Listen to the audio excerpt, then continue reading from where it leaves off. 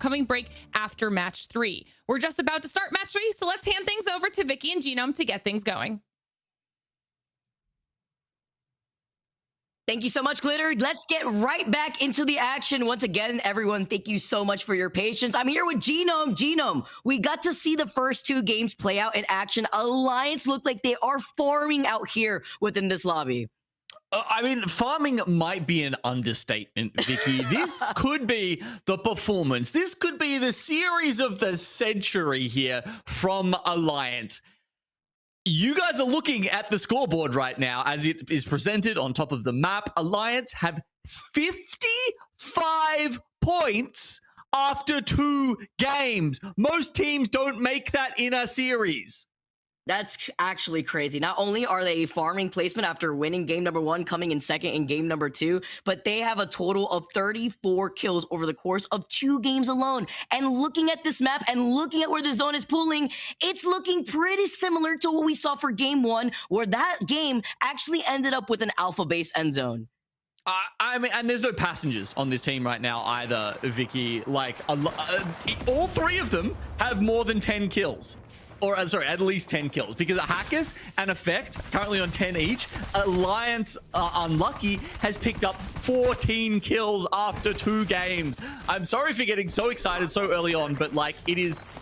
It's a generational performance. You know, it's a word that we love to throw around in Apex, and this is truly one of the generational performances of our times in Apex competitive. They look so much better than the rest of the lobby. It's not even funny right now. I wouldn't even apologize because they're on track on, honestly, very close to beating a record, possibly if they end up clutching out even more wins, right? Because currently I believe the record for a team that has had the most points within a single Pro League day was OG Esports Arena. You had to be there. They had finished in 1 day, 123 points. They won like 4 games back to back, but that is with the dub. Something that Alliance needs to achieve here, aside from the immense amount of KP that they've been able to accomplish so far.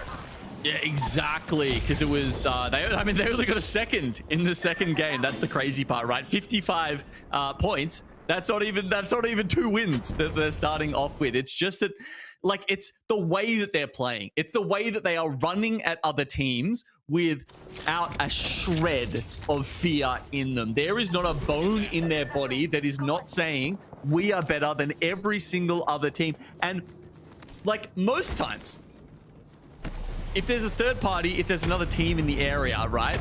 Like, they will hesitate. Not Alliance, not today. They are literally wiping a team. They know that there's another one on their back. They'll get the reset, and they'll kill them anyway. It's crazy. Look at the way they've been playing with confidence here. They also have the ballistic for game number 3. As we've seen prior, Alter was banned after game number 1, and we got to see more of these teams rock the Ash for game number 2, so we won't have either of these 2 legends going into game number 3. So expecting the ballistics to come out, the fuses as well, as we've already seen beforehand. And of course, the new integration, as we've also seen between scrims and so many clips, Sparrow now making their way into the Pro League. Yeah, I mean, we saw it was a first ban actually in some of the Apex South Pro League games earlier yesterday. For me it was, but so obviously teams do think this is a strong pick. It's often interchanged with Crypto on a team, so we're seeing a lot of both of those 2 recon picks, especially in lobbies, regions, you know, situations where teams want to be extremely aggressive. Those are 2 legends that will enable that play style for you. Dude, ballistic, of course, being such a strong pick. We keep highlighting it for all the right reasons. Being able to have that Tempest and having a Devo in your hand, you know that it's going to be a very scary situation to deal with. Ballistic controlling a lot of that space. Love these nades here up into the sky before they get right back into the bunker. And they're going to be able to coexist here. Quite a few teams trying to coexist at the moment, but yeah, this is way out on the outskirts, right? Most of them are coexisting in alpha base. This is BPR, Ronin, Legion Gaming. FaZe Clan over in quarantine zone are flying their crypto drone around, so who knows, maybe they'll turn up too at some point.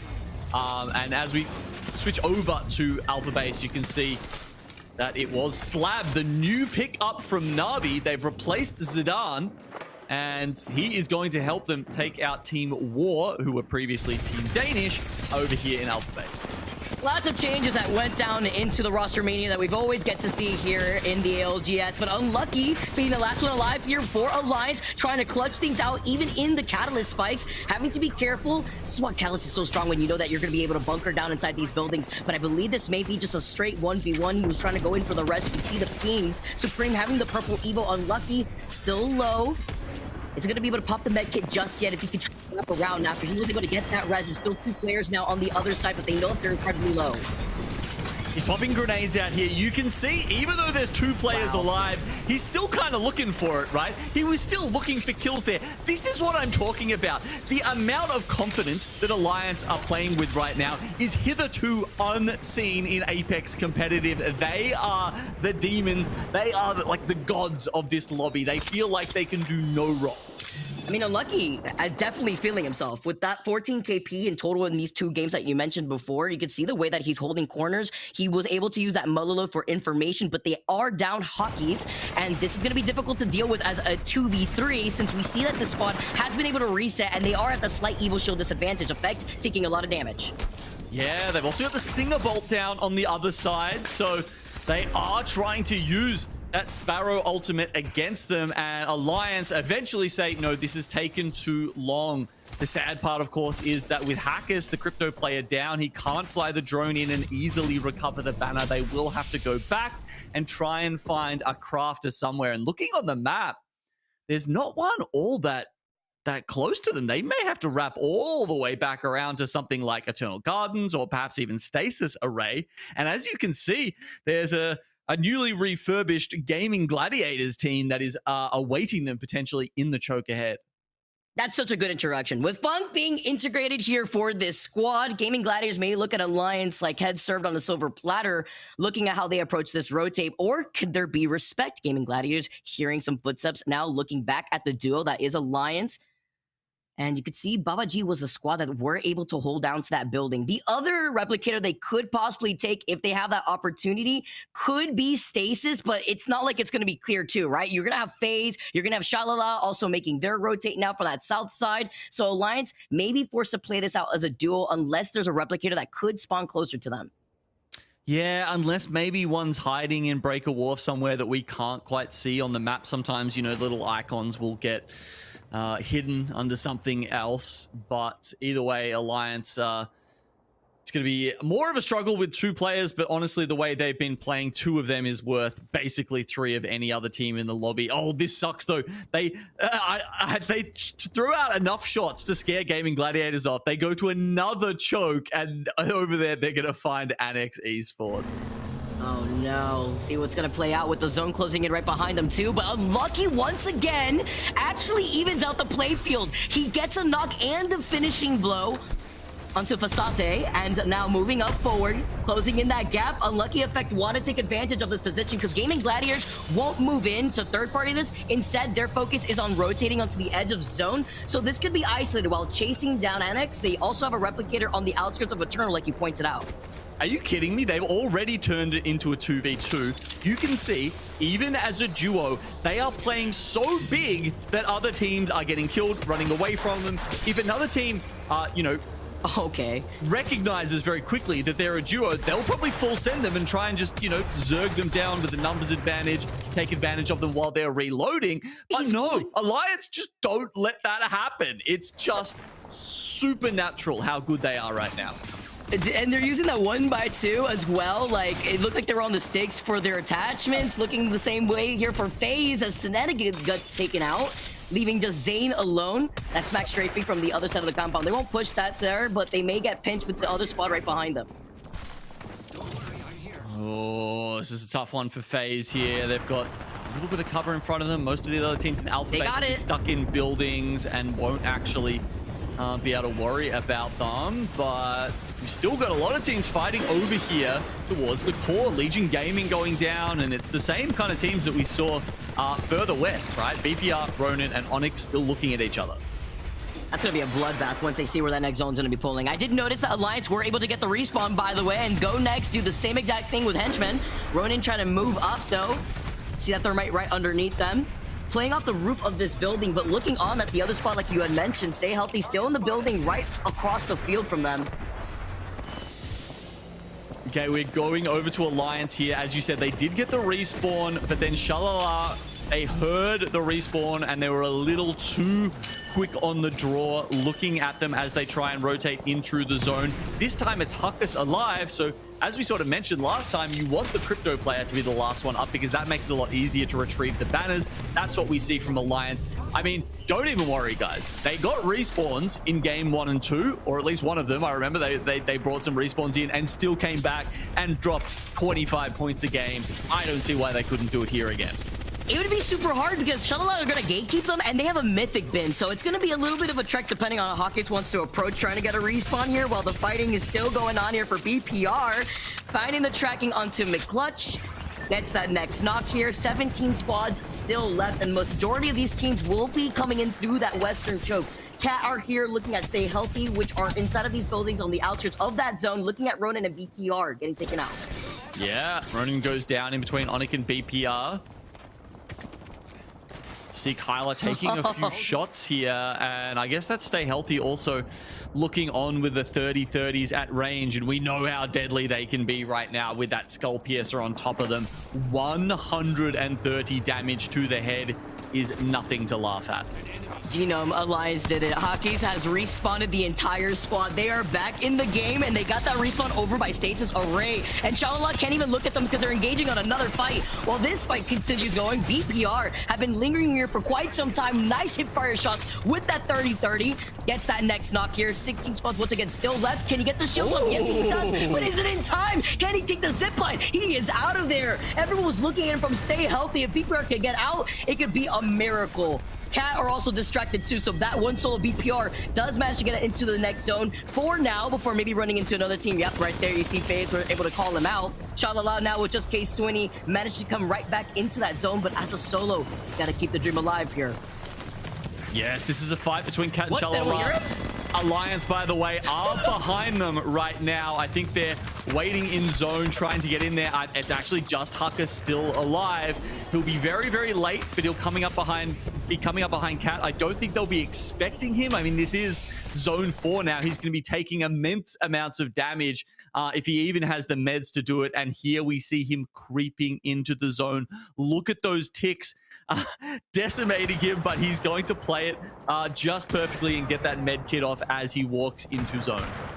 And there's that beautiful blocks at his feet that he may need to, considering that he was responded earlier on in the game. So maybe a Hail Mary from the afterlife, as we had seen before from Case Swinny. GoNext now.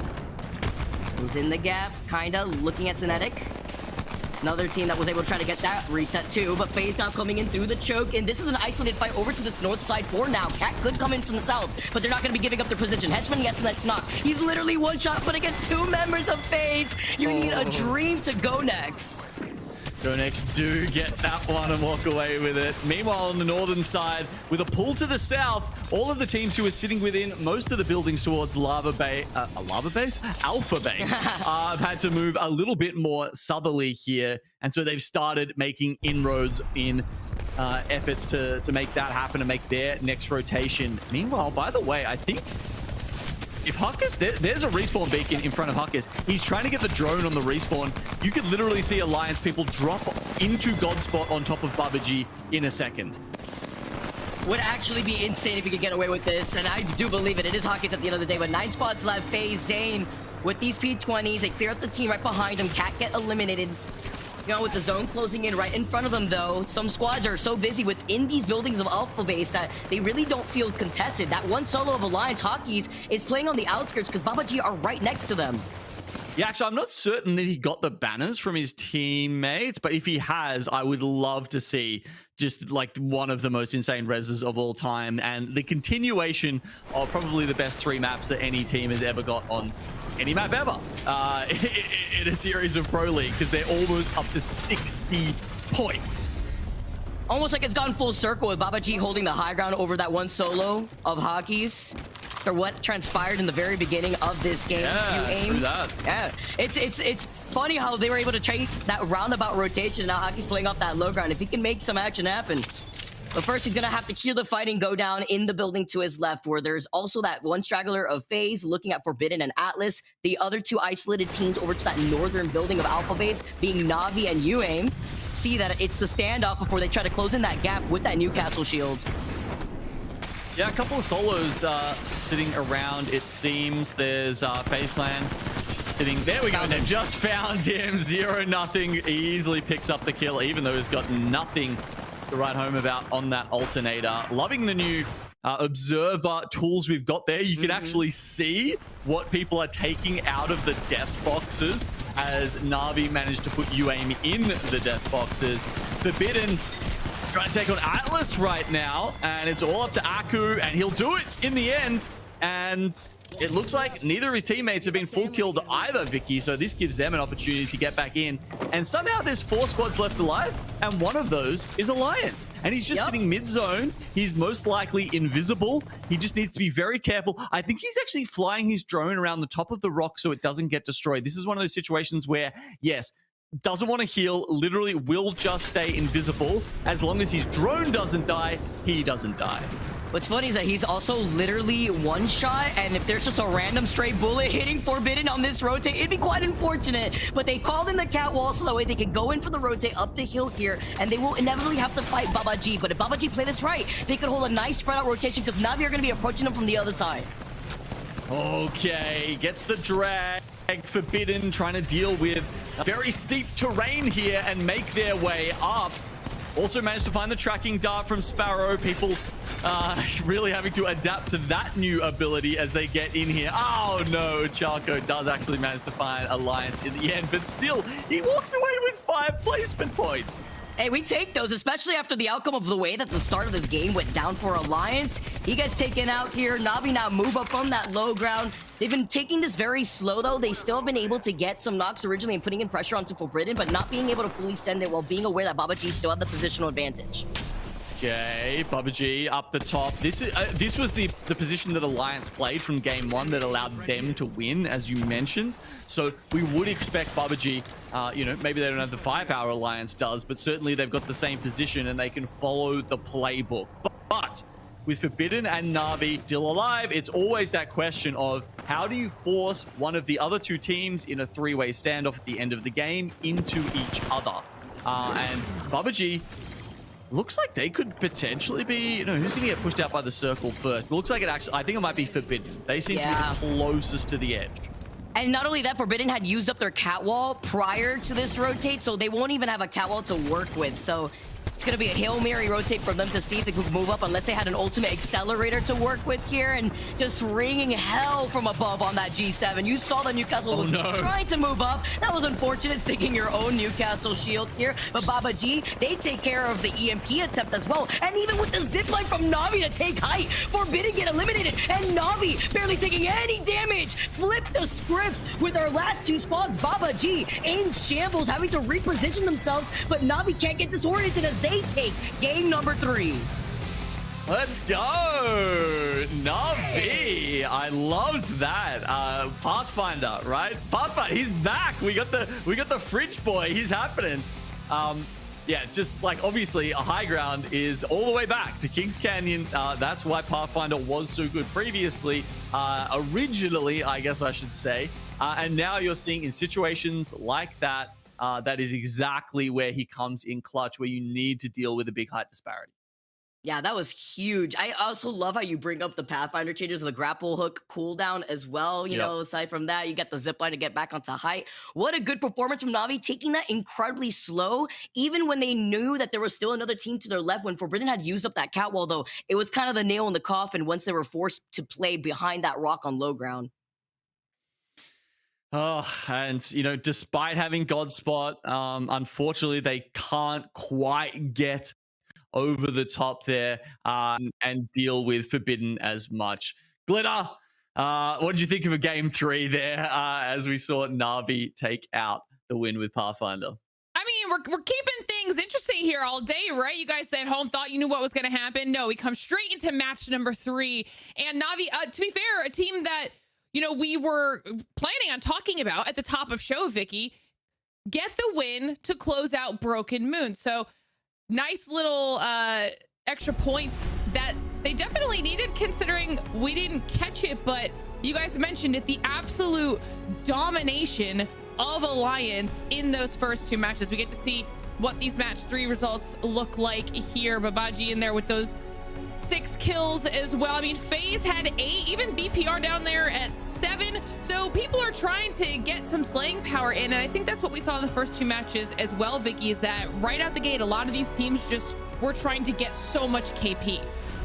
Yeah, I mean, Alliance totally proved that there. And with Na'Vi, you know, finding their success during the start of Pro League and then kind of falling short, extremely honestly, at the ALGS Open LAN, changing things up a little bit, maybe having to find their footing all over again, you have to consider now having to rebuild that synergy as a squad. It takes a little bit of time. They're ramping up. I think before this game, they were on the lower end of the leaderboards. I think they're like in 9th or 10th or so, at least in the top 10. But now getting this dub absolutely elevates them before we swap over to a different map.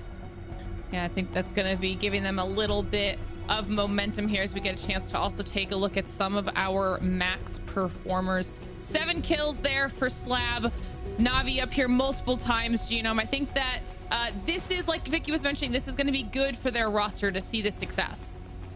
Absolutely. I mean, it was like a very contested decision, right? The fact that they removed Zidane and brought Slab on, and some people think it's a downgrade. For me, I think we need to wait and see, because I've actually got a lot of faith in Slab, and I think it potentially could grow into an even better roster. And now we get to see what the series looks like as it stands. And Alliance, even though they didn't have the greatest third match, the domination in the first 2 keep them significantly above the rest of the pack, almost doubling Na'Vi's score after Na'Vi was able to get a win. 61 total points for Alliance. And we were watching some of those matches go down and the action that was happening there, Vicky. We were kind of saying that this is the slaying power that we know that Alliance is capable of, but they were playing it in those first 2 matches the way that they played it the first day of the Open. Like, they were just tearing through everyone with 0 cam. We're going to continue talking about this while we run those highlights from match number 1 in the background, Vicky.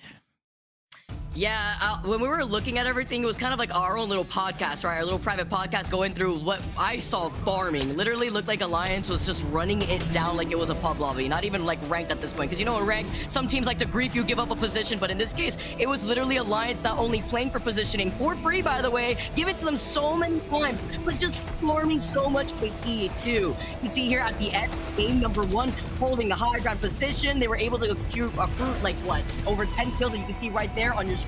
But I think at the end of that game, they finished off with 16 KP, splitting their attention in both angles from this high ground. Yeah, and look at this point, right? Like, there are 4 squads left. Effect is just full sent, and his teammates are not like ducking behind and being like, oh, we're a duo. Yeah. They're just like, no, we're gonna kill all 3 other squads, get all of the KP ourselves, and still win the game. Which is actually really important, because they turn around and do that exact same thing when we take a look at the highlights from match number 2. They clean up the solo here in match number 1, get that win, and then we're wondering, you know, I mean, even you were saying it when it happened, you know, 28 points start off the day, like that's amazing. I mean, that's a great first match. Well, they decided to do even better with their kills in match number 2. They still had that slaying ability, and while they don't close out the win, it's Ronin, who you see down here in 6th place after match number 1. They come through after Alter is banned in match number 2. We end up seeing loads of Ash. And then when we get to see those highlights from the final circle of match number 2, you see what we're talking about. And this was crazy that Alliance even survived this far in match number 2, because they got down to just 1 player twice. Genome, first hack is then Effect, and still get the reset. And it's not only that, it's like the fact that this is a 3-way fight for the end here. They don't even think about pushing the other 2 teams into each other. They're just like, nah, we'll just kill both of them. And they almost do it, right? Like sure, we're seeing the sort of the highlights of Ronin winning here. But Effect and the rest of Alliance basically cleaned up the first squad, and then almost turned around and did it to Ronin as well. And obviously, with the fact that they got 18 kills in that game, they just feel unstoppable right now. Like, I can't imagine like how electric it would feel to run out a map with 61 points. Yeah, honestly, I can't believe that this is what we're getting after what feels like a really big break from Pro League, right? I felt like it's been a long time since we've all seen each other here. We get through the Open, and the Open just starts creating all of these insane storylines. We even talked about it at the Open. We saw Hackis' tweet. He was not happy with the fact that only 2 EMEA teams were in the match point finals, obviously Alliance being one of them. And now they get a little bit of break after that LAN and come straight into Pro League just as hot, Vicky.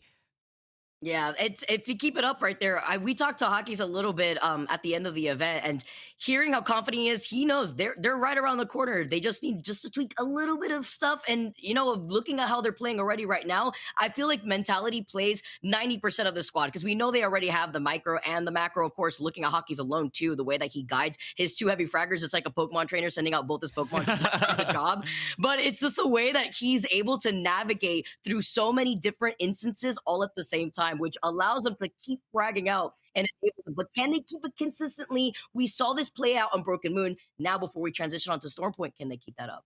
Absolutely, absolutely. And while we're here, I mean, we're going through the final circles. We've already we're just gonna do a refresh on our final circle that we just saw here in match number 3, because this is where the tide changed. Not in favor of Alliance this time around, and then Na'Vi are able to close this out up against Babaji and Forbidden here, Gino.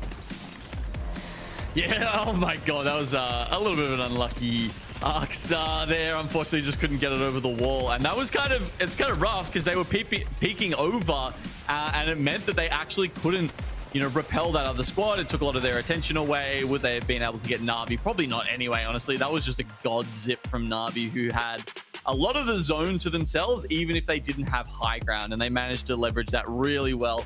On top of you know, clearing a couple of other teams out of alpha base on their way through, and that means that they end up with 12 kill points to equal their 12 placement points, which is a very solid game, of course, in the end. Yeah, definitely a little bit of a comeback there to close out Broken Moon, like you guys have mentioned. Moving on to Stormpoint now, we'll take one more look at our series results just to refresh anybody. If you're coming in here just for the first time, catching us halfway through the series, Alliance sitting at the top with 61 points. But even taking a look at the second page, we've seen a lot of these teams have some moments. We saw War getting some kills in that first match. But right now, it's the fact that there's been such a big point sponge from Alliance, Vicky, that no one is even close to where they are. Exactly. When you have a team with 35 kills, I believe now in total, in comparison to the rest of this lobby, Na'Vi being in second place with 17, Ronin with 17, 2 teams that we just saw take a dub, that should highlight where all this KP is going. You have Onyx, who have been trying to find their positioning, but have only gotten 2 KP after 3 games alone. Then looking at BPR, we've seen them in a good amount of fights as well, but just have not been able to get those placement points to put them in that top 10.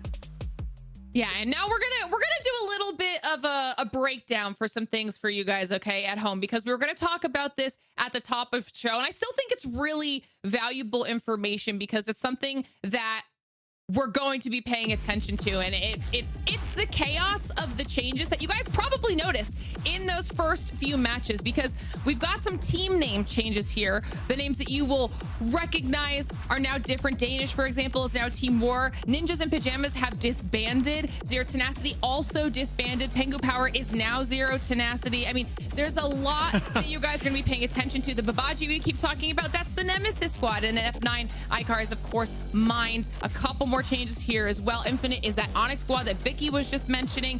I mean, EXO is Shalala. Genome, you did a great job casting that, and when you were talking about him, didn't mess it up.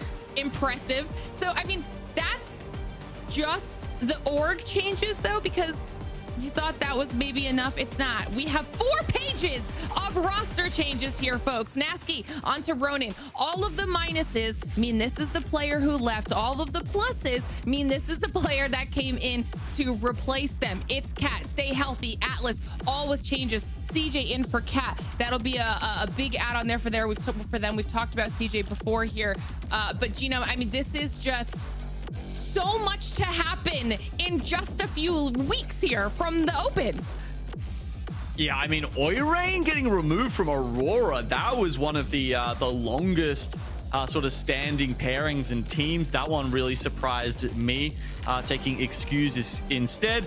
We also just saw Slab being removed from Forbidden and being picked up by Na'Vi. Obviously a very big, prestigious org, important there. Lufka is going out of Gaming Gladiators, and for the first time we have a North American player moving to EMEA. So Very interesting move there, but honestly, Funk is an extremely good player, and I don't surprise that. I'm not surprised that that's happened at all. They wanted to pick up such a strong roller fragger. Yeah, I hopefully everyone home was able to keep track of all of that because we need to continue on with our matches. So now you guys are updated. Vicky, we're going to send you for a little bit of a break while we get into match number 4. So enjoy that. We'll see you back here in just a little bit. You're stuck with me now for a little while here, Genome, as we move on over to Storm Point after all of the chaos that just went down in Broken Moon.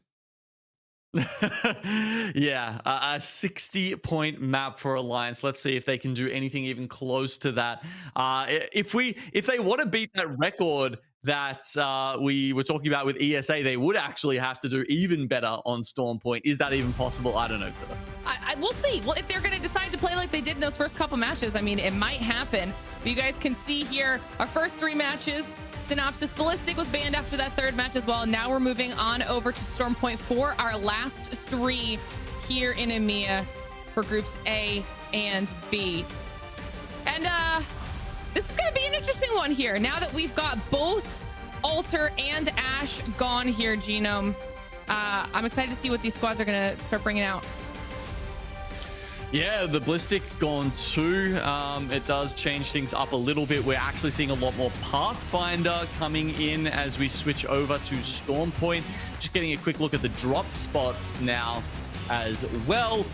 Once again, Alliance have managed to keep both Northpad and Trident to themselves. That's really the sort of the most interesting thing you'll notice out of any of the teams on this map here. And with the way they are playing, Glitter, would you really want to be anywhere in their vicinity when they drop down onto Storm Point?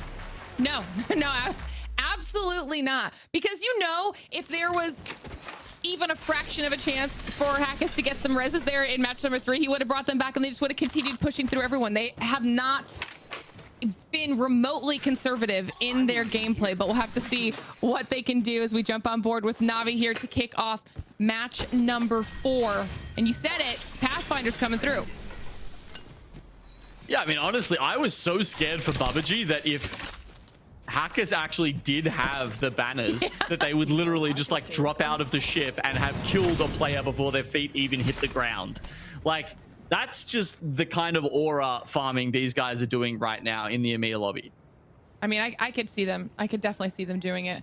As we get a little bit of an overview here, we'll get a chance to take a look at the map and see where this zone's going to be going. Stay healthy, looking very happy with that. But you mentioned Babaji, they are right on the edge. They'll be in a great position to get themselves set up early. And Onyx, that team that's down there at the bottom right now of the series, definitely an opportunity for them to get some points on the board.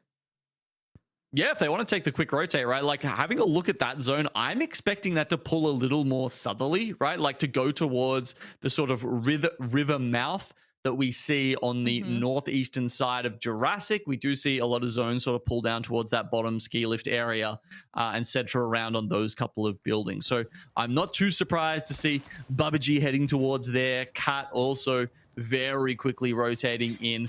Onyx, however, where'd they come from? Cedo Station, I think it was? Yeah, right. They have the ring console. They have the ring console. So the fact that they've gone into Cascade, I think this could be a misread of them from the zone. But let's see. Maybe I'm proven wrong. Maybe they are. This will be interesting. I was wondering for a second if it was because maybe they were going to try and pick up their aggression and maybe you get some damage on to stay healthy. No, they've bunkered down. The Watson fences are in place and they look pretty comfortable for now. So we'll have to see how that pays off for them in the end. Meanwhile, we've got Kat over here. Mentioned that when we were checking out the roster changes. CJ having come in for Taxington, now joining this trio here. And a team that we talked about a lot at the Open, Genome. I mean, they were a storyline that really surprised us, squeaked in that other EMEA team to the match point finals. They put on a really good performance. Yep. Yeah, we saw a lot out of Cat there. And as you said, CJ definitely put up some numbers, and it's good to see some of those awesome storylines continue here in Pro League. And frankly, a lot of the, I mean, I'm not expecting anyone who's watching right now to keep track of all of those changes we just went through for the teams and the players. Frankly, you should just be sitting back and just enjoying the Apex that plays out in front of you. It's the easiest way to do it. A little too much at the best of times. his roster manias, and this one from EMEA was the worst of all the regions, by the way. So it'll get a little easier when we switch over to NA later on in the day.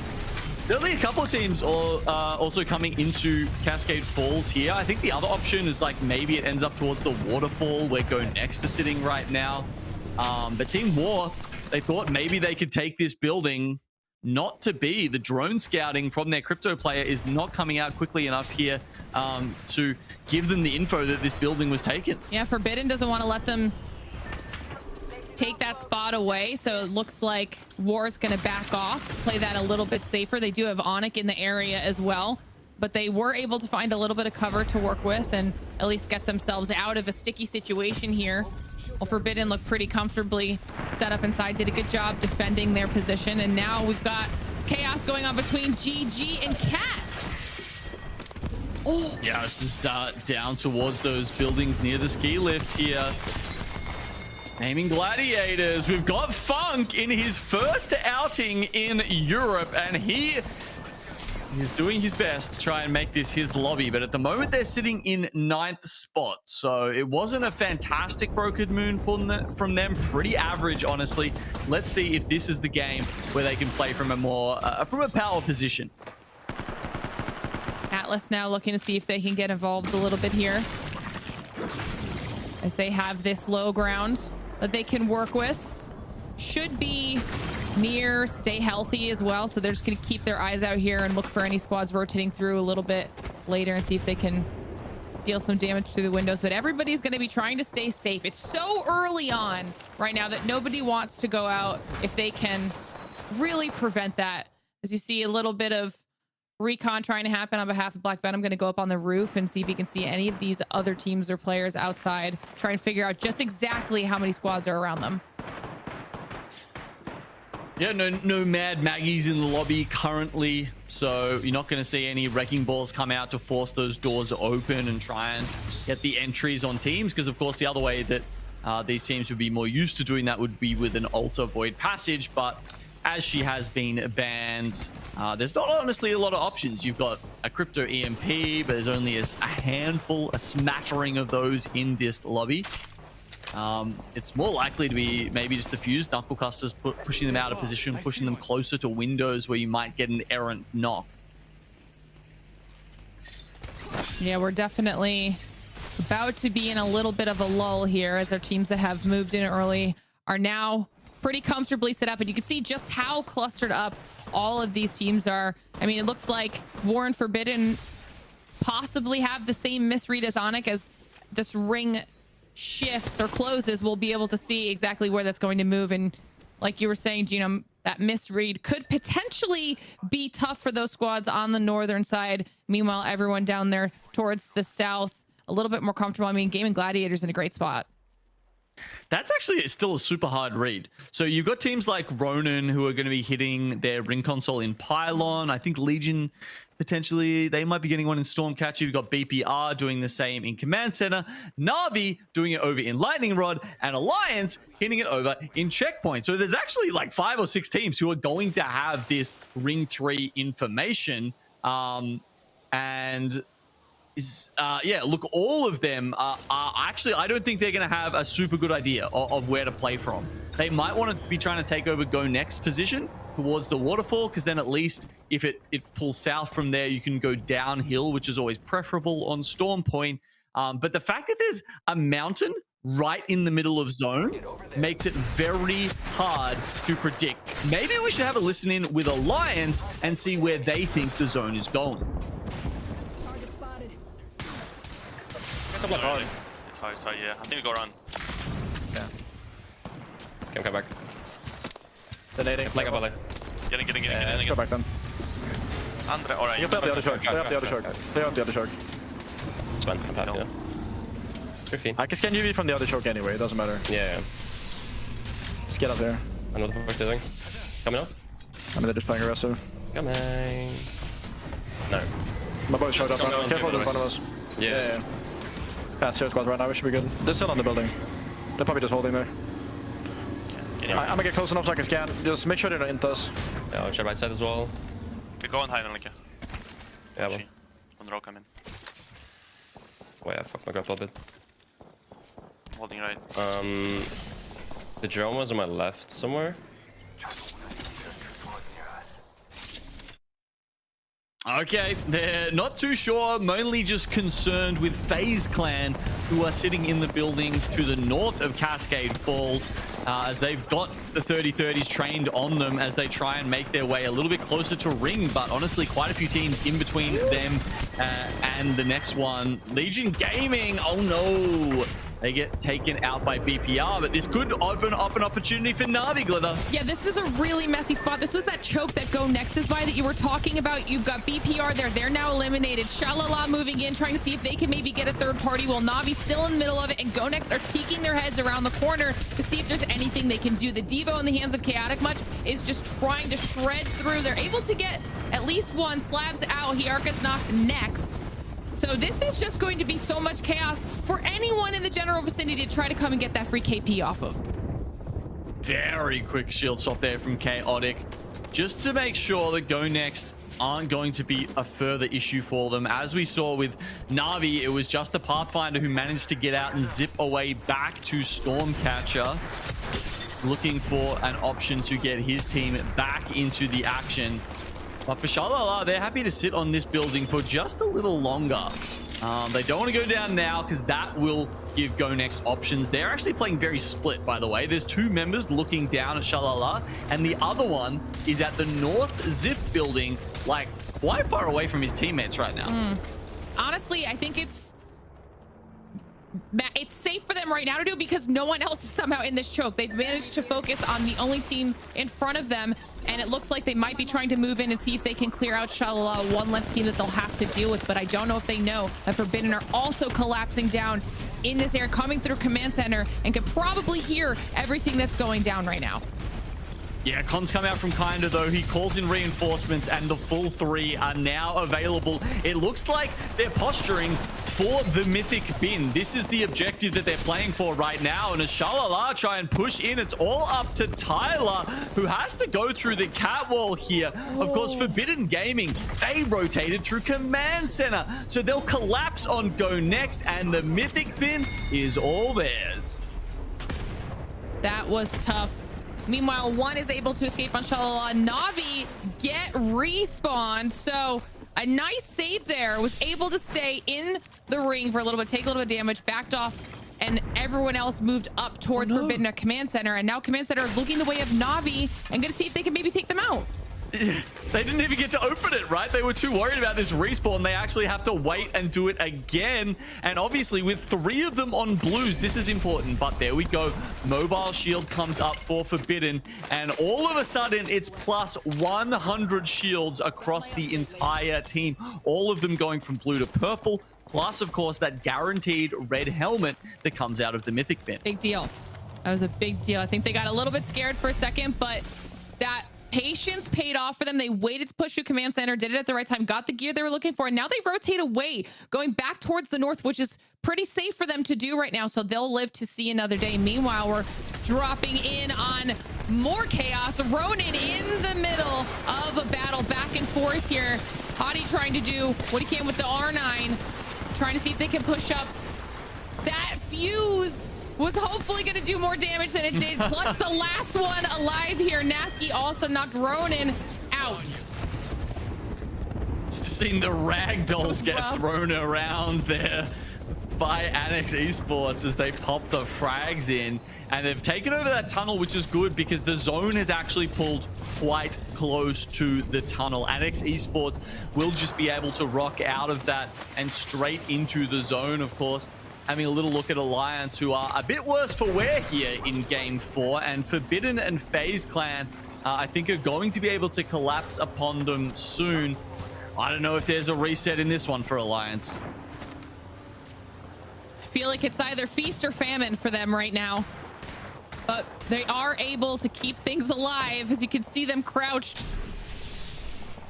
Gonna see if they can maybe sneak up on someone, survive what's about to pop off between Forbidden, FaZe Clan, Na'Vi, all in that area. You can see Forbidden up here on the high ground, looking down, making a move up. Alliance will definitely be able to see them. Oh. And once again, they're a duo, but they're not hiding. They're not scarpering away. They are posturing. Alliance Effect will go down first, though. And there we go. Effect can't help him out. So it's a 13th place for Alliance here in the 4th game. Listen, they might have gone out, but they put some serious damage into Forbidden, and FaZe Clan are able to move and clean up Forbidden because of what Alliance did. One less team in the lobby, and now Na'Vi are trying to move in and do the same. It's now FaZe versus Na'Vi. Na'Vi down to 2, trying to see if they can maybe survive this. Yes, it's Nags, the new recruit here for FaZe Clan. Oh my God. So many of those running around. Basically everyone has it, but as you say, a very good energized zipline from Team War. They'll actually have a second here to get up onto this high ground, but that's not where the zone is, Glitter, by the way. These guys are fighting for kills right now. They're certainly not fighting for position because it's Atlas and Stay Healthy who are in the zone building. You know, I respect it, okay? People have to play a little bit aggressively if anybody wants to try and catch up with Alliance, even with them going out early in this game because of their KP. War tried to get in. It was just a little bit late timing-wise, so they decided to play it a little bit safer, back off, and they'll be moving in as the ring closes. Meanwhile, GG down to 2, finding themselves in a bit of a back and forth here with cybercats trying to stay alive. Light and Funk doing what they can. Na'Vi out in the kill feed in the meantime, and Funk trying to see if they've done enough. They are able to get back up to 3. Annex Esports now finding themselves in a back and forth. Shalala out in the kill feed, Genome. This final ring collapse is chaos. Yeah, it's pretty crazy. Team War, who went up to the waterfall, we see them coming down and popping the EMP against Annex right now. They've used a lot of their Stinger Bolts already. They got a kill with them in the last fight, but does that mean they've got enough utility left to try and push away Team War after the EMP comes in? Doesn't look like it. I think Fritz has done enough there to allow Team War to walk away with that one, grab the shield swaps and everything else. They've got plenty of the zone to themselves right now. Yeah, I think they'll definitely be happy with their decision to back off. Their FaZe Clan eliminated in the kill feed. War really benefiting both KP-wise and positionally as they're able to start moving in. GG trying to get another reset for themselves. Blast back up on his feet, see if he can get some heals. Kraber in the hands of Light, unable to do anything yet with it, but they do know where this squad is. Out in the open, ripe for the picking, unable to connect. 3rd time's the charm, it's not.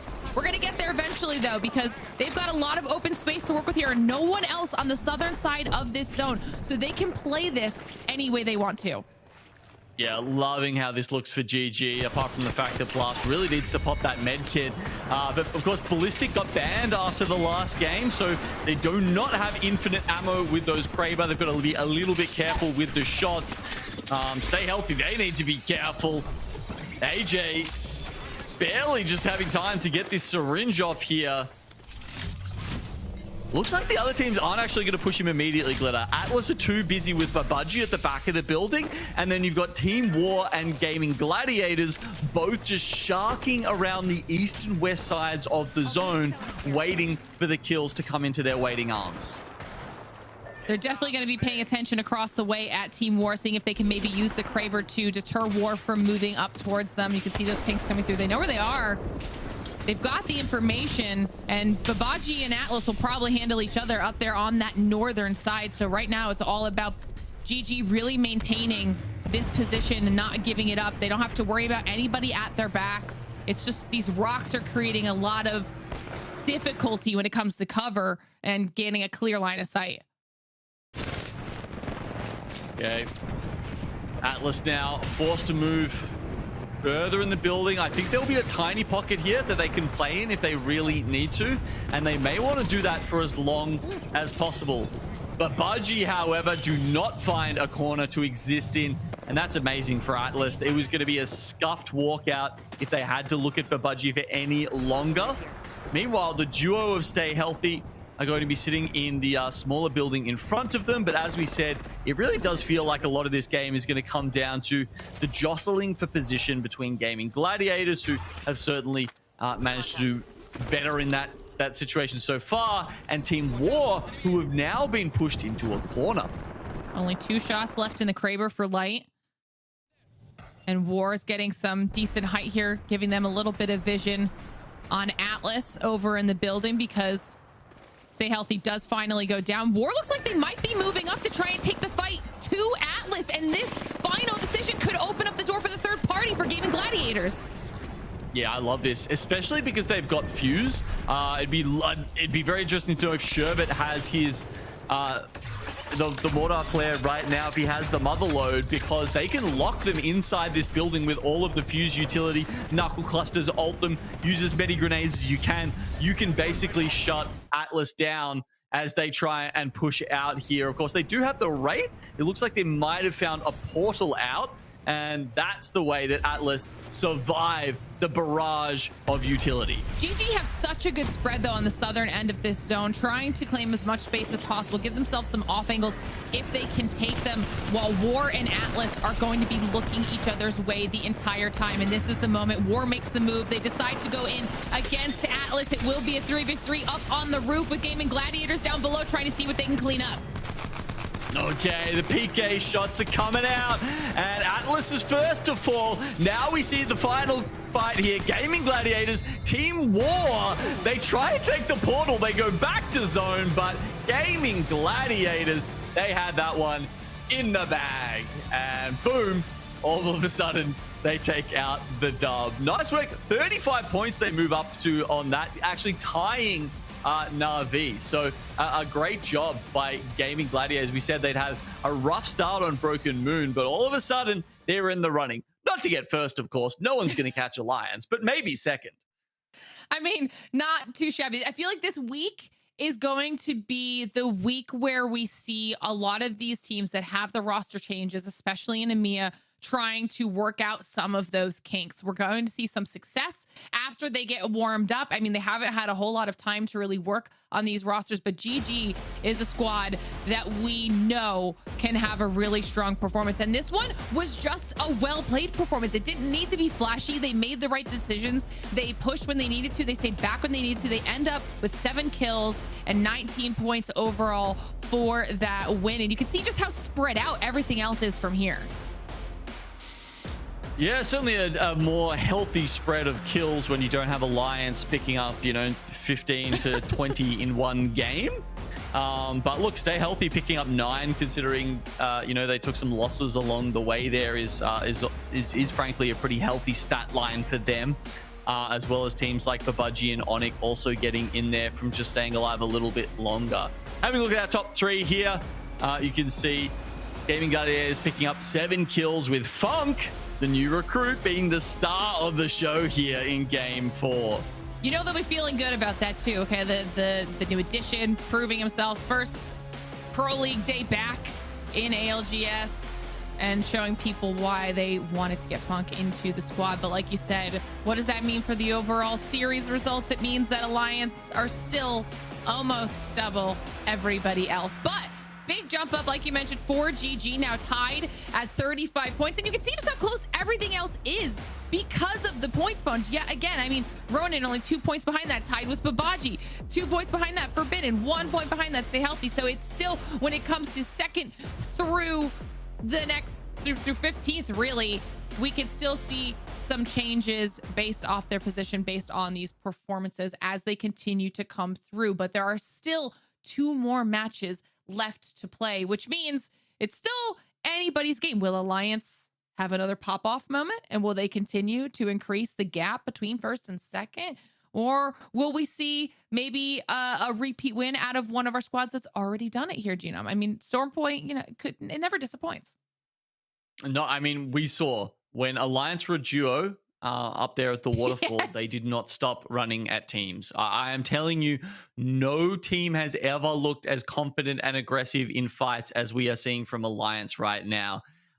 It's impressive, very impressive. Yeah, and I think that's something that teams should be afraid of, because it's going to be really useful for them when it comes to land situations. If they get into a rhythm where they can really steamroll these squads early on and get points early on, even in a match point format. Imagine if they get to 55 in 2 matches in a match point format. I mean, this alliance looks scary. It's just about getting them to keep that consistency going. But like I mentioned, we still have 2 more matches in store for all of you at home. But before we get into that, we're going to send it to a short break. So don't go anywhere. We'll be right back.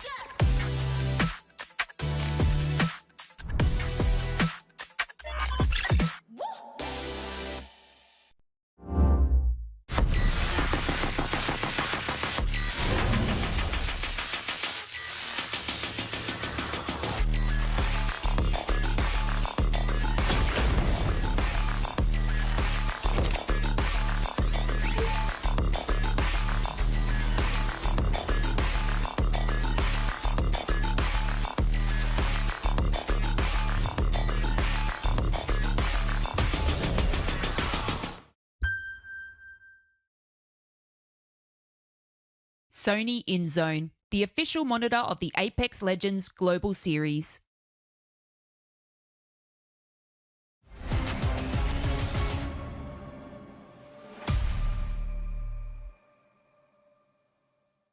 Welcome back, everyone. After the action that we just saw right now in that last game, it was going crazy. Alliance giving more opportunities for other teams to come up now on the overall standings. Gaming Gladiators showcasing Funk with that Sparrow and what he was able to do. Yeah, but Sparrow's still in. We'll still see that in the next game, Vicky. It was actually Bangalore that got banned after that one. All right, I think we can have a look at some of the highlights from the last match. And it was, as you said, it was a fun one that ended up just south of Cascade Falls. And yeah, Gaming Gladiators, they really took advantage of the other teams like Team War having to take this very, much earlier fight here towards the end. Yeah, well, you and Glitter were taking us through the chaos at the very end here, seeing the way what Team War could do with Gaming Gladiators being in the best. Less travel by space, right? They cleared up their backs before moving up to try to go for the 3P right here and then clean up what is left of that last team. They were to move in and, again, execute what they had to do to play patiently for that game. Kind of ramping up after a pretty rough Broken Moon. As we take a look at the map schedule, we will be closing off the series on Storm Point. Yep, still 2 games to go there. Obviously, Bangalore very strong on Storm Point. That's why we are seeing Bango in match 4. That said, there's still plenty of other strong picks that we haven't seen banned out yet, Vicky. So, Crypto, we've got Sparrow still in there. Who else might we see? Potentially a Catalyst ban at some point. Fuse also is sometimes getting banned out, and also Wraith, I think. Even Pathfinder, we actually have seen in a 6-match series be removed. There's such a wide pool right now. To me, it's crazy that we're seeing legends as strong as like Newcastle, who have been meta-defining in the last year, now sometimes survive an entire series without bans. I love that because it also showcases teams that have that flexibility. We're not just talking about like one-trick ponies here. We're talking about a diverse legend meta, and this is what makes things interesting. It makes us consider which legend you want to really rely on to do something that maybe your other legends that you see that are leading the pack for that specific class, what they bring to the table differently, right? So saying goodbye to Ash, Bangalore now, Ballistic, leaves Fuse and Mad Maggie open on Soul. I don't think Mad Maggie's going anywhere soon. But the fact that we still have Crypto out there with what, 10 picks in the last game, it comes to show you that Recon Legends getting that information that you may need here to find yourself in these final zone positions could be what a lot of teams want to lean towards.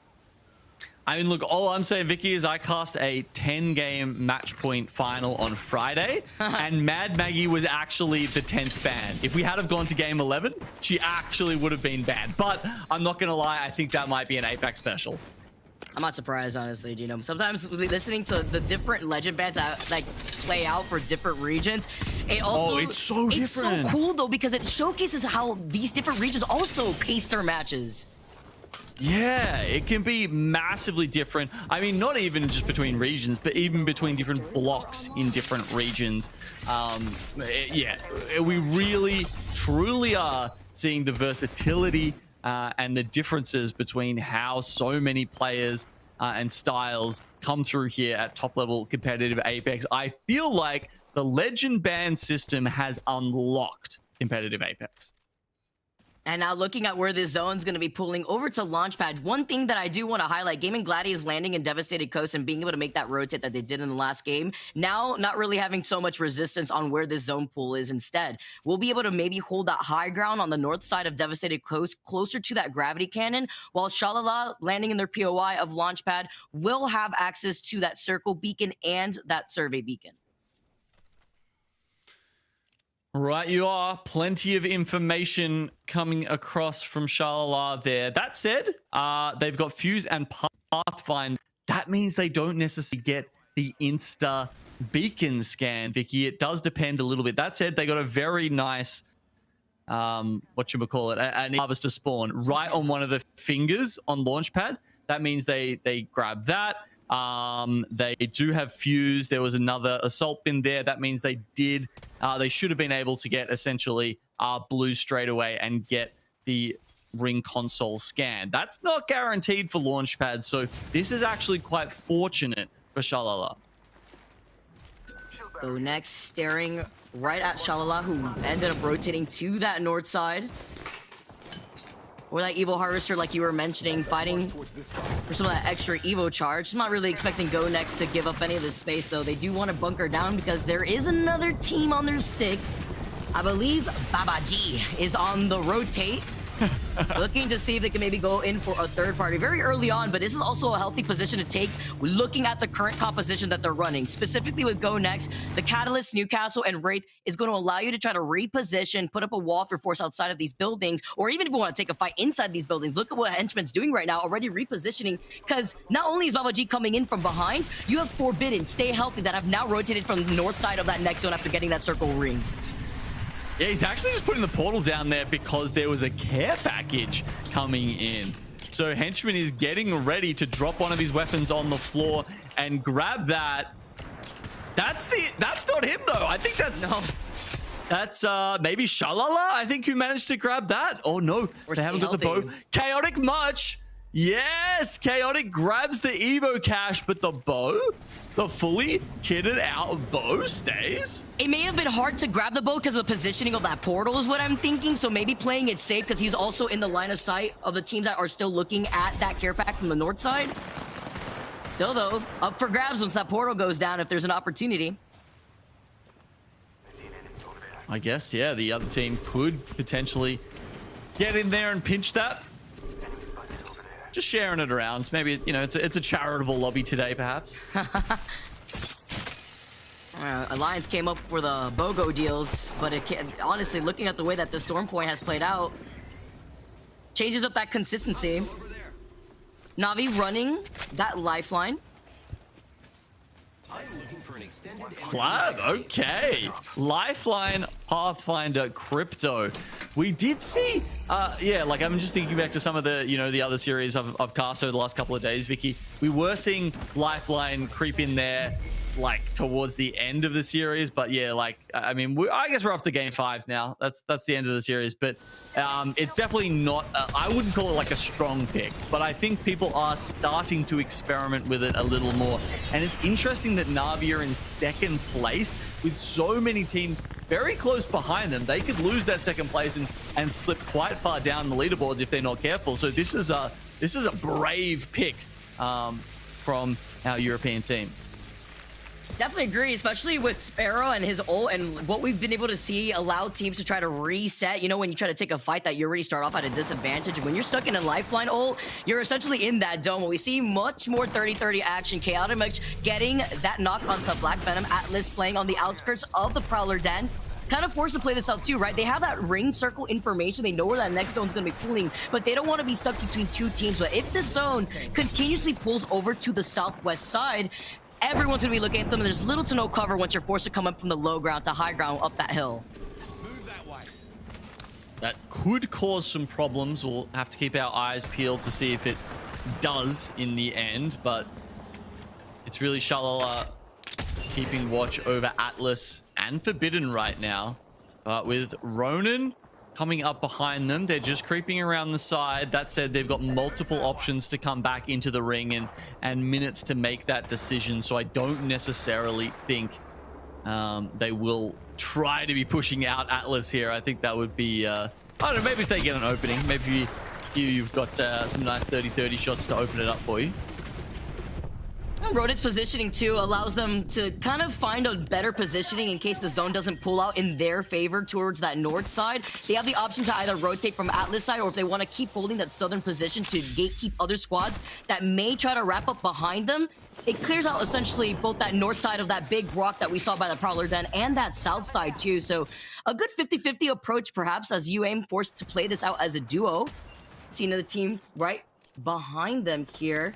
BPR, Team War also to their north side up the hill, slowly approaching from the south side, maybe approaching also from the west side of that choke into that next zone if they don't have information on the next circle. I've got only the information they can see on the map right now. And that's that they definitely need to get over towards the east. The information they don't have, as we reveal now, is that the ring is swinging towards where, you know, Shalala, where GoNext, Forbidden, all of those guys are. So I wouldn't expect it to pull any more towards Launchpad. I think it probably will be that sort of more northern area where the teams are flocking to around the buildings, which I feel is actually quite a rare zone. Honestly, kind of keen to see how this one plays out. Yeah, and with Wraith being the most picked legend too in this lobby, and seeing how people are gonna kind of bunker down inside whatever space they could find, whether it be in these buildings on the north side that we saw from Shalala, or even playing off the low ground that is left over from Launchpad, it's gonna be tricky, but these portals will absolutely come in clutch for those situations. Back strafing though, he gets taken out, misses out some of those crucial hipfire shots, gets fully sent on by BPR, chasing them down.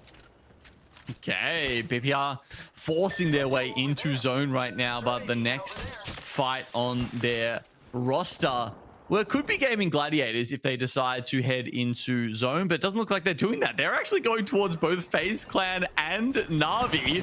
There's 3 teams for some reason heading into Jurassic right now. BPR are about to cause a traffic jam. Actually unstopped right now. The way that they're looking at FaZe, Na'Vi, who eventually will have to start rotating too.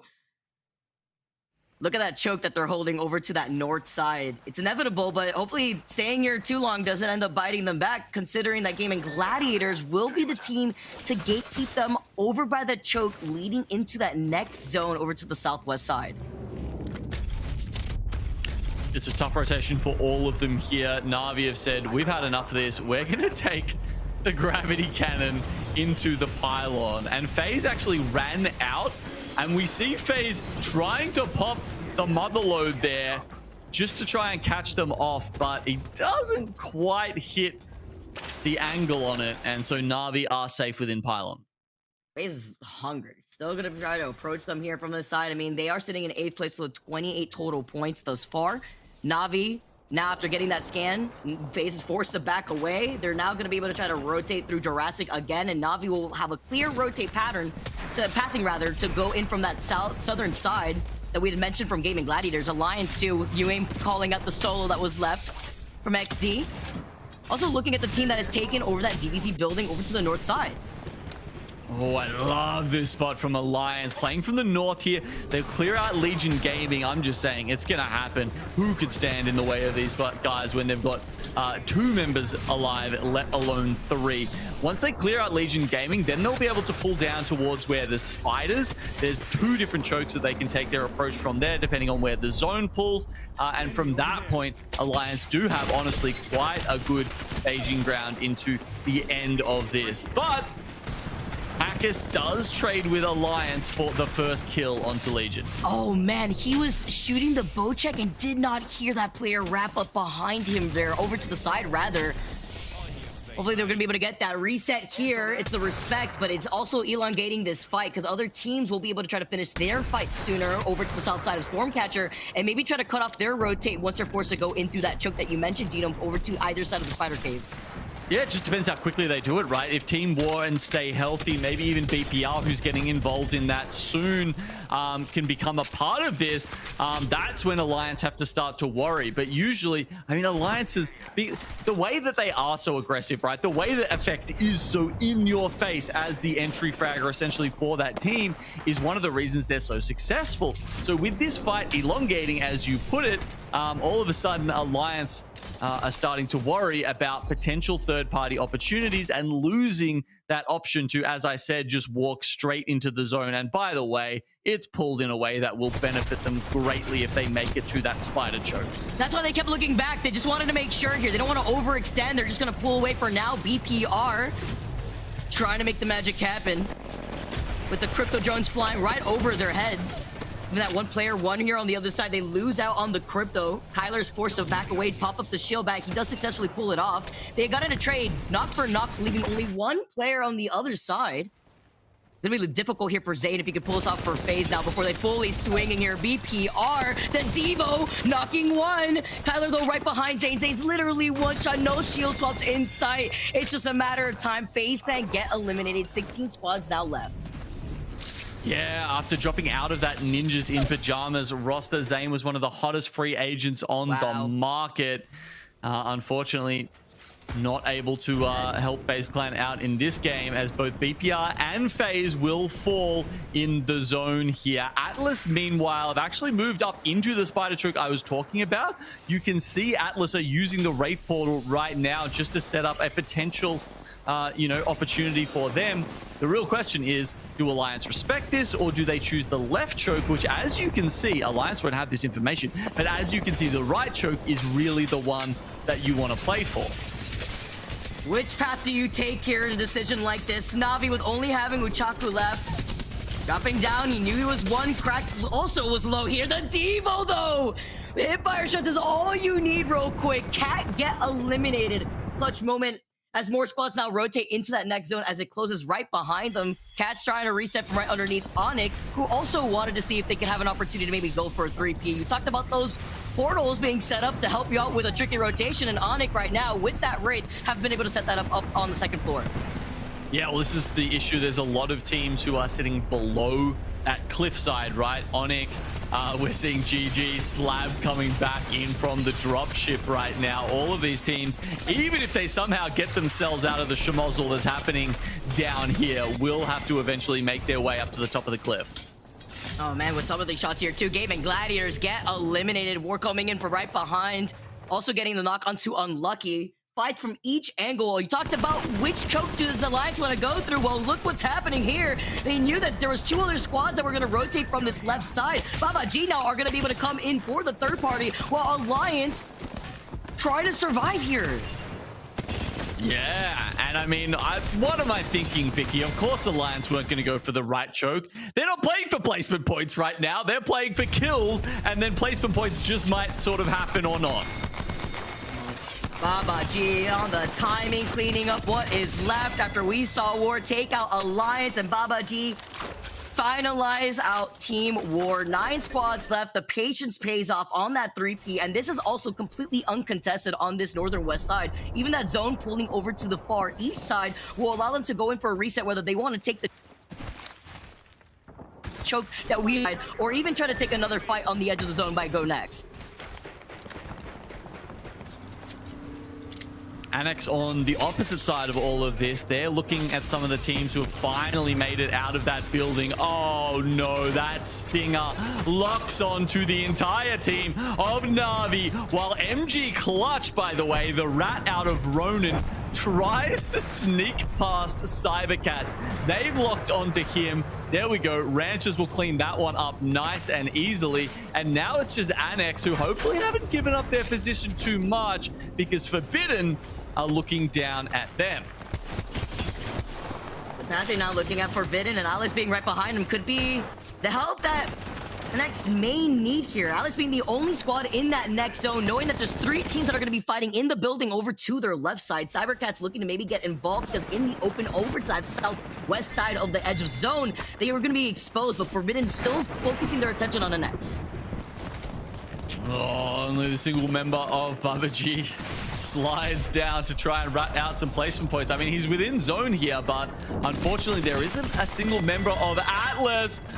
The goalkeeper just staying behind to make sure there's no own goals, that no one steals this position, this zone from them, because essentially Atlas are the only team sitting within it right now. Meanwhile, Lufka, who I've got to remind myself is no longer on Gaming Gladiators. That is, in fact, GoNext, I think. No, sorry, Forbidden. Oh my god, yeah, like it's getting to me as well. Hey, I honestly would be surprised if it doesn't. And you know what? I am though surprised. Talking about Atlas' positioning, the fact that their POI being down beast and making it all the way over here, holding this Prowler Den, has been so difficult for other squads looking at Forbidden, looking at the choke of Anex and Cybercats that are to their north side. Eventually, when Forbidden moves up, they have to decide, do they want to try to take this key while the fighting over in these buildings have also not stopped from Shalala? No, they're definitely not stopping R99's PKs, 30-30 hit fires, whatever they can do. Swinny and friends really just trying to fight their way out of this building no matter the cost right now. Forbidden, they've been waiting so long. They wait for the ring to help them out a little bit. Now that it's moving, this gives them, puts so much pressure on Annex that surely Forbidden could win this fight. But that said, Atlas are on the background looking to steal some of those kills away from them. Well, it is one player from Atlas that is holding that position just to make sure that they feel that pressure, because they cannot give up too much space, knowing that there's still 3 teams fighting from inside the building over to the west side of where Atlas positioning is by the Prowler Den. Shalala with the zipline though, trying to be able to navigate outside of that chaos, dropping right on top of Black Melon, forcing to turn around, gets that next knock. 5 squads now left. Chaotic was so close to getting that shield swap. Heads up play, doesn't go for the bat, actually tries to go for the full kill for the insta shield to get the shields back. Meanwhile, Atlas, they have stuck around this tree. Cybercats, Annex still alive, but really I think it's Cybercats are the only ones with a full team, so it's kind of between them and Atlas right now. There we go, with Annex going down completely. We've got a 3v3, Vicky. I'm sure a lot of these teams wish they had the Newcastle within their legend lineup, considering that Newcastle was able to be played, or the Catalyst in the situation, which Atlas have that catwall available to them, trying to play off of 2 different positioning, trying to split that focus fire and attention between these last 2 teams. Oh, okay. They're getting peppered behind the rocks. I think by this point, Atlas may have used all of their grenades. And if Cybercats have managed to weather that storm, all of a sudden there is actually a chance here for Cybercats to do something. Ozis actually comes out. Is he looking for the portal now? They're pulled right up onto them. Oh, and they get the crack originally at the Black Venom. They were beaming them Cybercats in a difficult position, moving up in a great way with that portal too. Wow, what a play from Cybercats, considering the fact that they didn't have that catwall. We were talking about what is left in the utility. Yeah. Cybercats had the portal to play off of. They were in a bad situation behind the rocks, and they were able to close the gap and fully swing and isolate Black Venom, specifically knowing that they had the advantage in terms of health. Impressive, very impressive. Atlas had all the positioning and even time in the world, but in the end, I think they actually leached a little bit too much of that time and allowed Cybercats to take. You saw they got some opening shots with like the 30-30s. I think maybe the couple of nades that they did had, they hit, but they don't actually press the advantage here. They wait, they hesitate a little bit. You know, something some other teams like Alliance would never do in that situation, right? And in the end, it nets them a second. So they actually lose a couple of points, 6 in the end out there to cybercats. Man, cybercats, honestly, looking at the way that final position had been played to from Atlas, looking a little apprehensive. They didn't want to give up too much space. Looking at the match 5 results, taking the dub with 11 KP to their name. Not bad at all. Atlas, of course, they played it a little safer, just wanting to hold on to gold spot for longer, and that will get them 15. And taking a look at the stats here, looking from both sides. It's been crazy, too, seeing the way that Shalala had to play that outside the building here.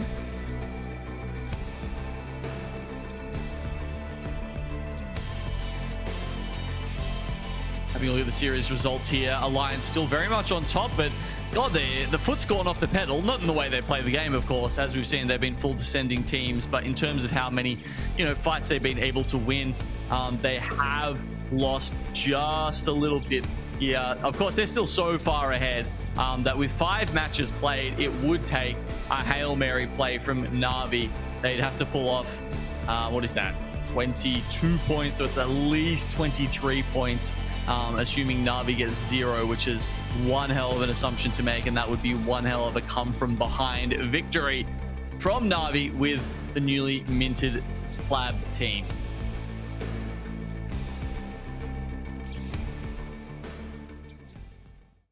All right, well, coming together and seeing these squads pull up the way that I'm able to pull up my feed right now, too. It's been a fantastic time to see these last 5 games, but don't go anywhere. We still have our final game of the series at the other side of this break.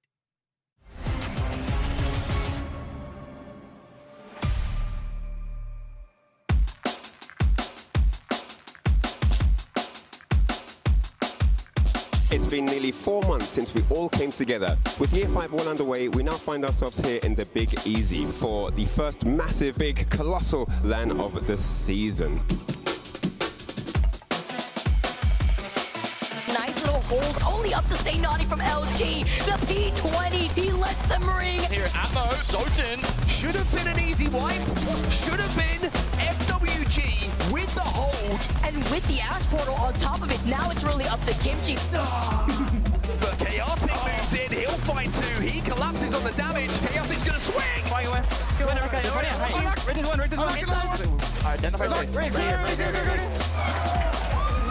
From Timmy, as NRG look for money, it's 150 with the Kraber. Twisted Mind, deleted, Imperial Howl. DKG answer back, but Bappin drops down again. His Eva is monstrous. Often up, Timmy getting all the attention to is very hard. And now Kurem does exactly that. He's swinging with the charge up ramping. Whichever one wins will get 3 rejects. The G7 hit fire shots.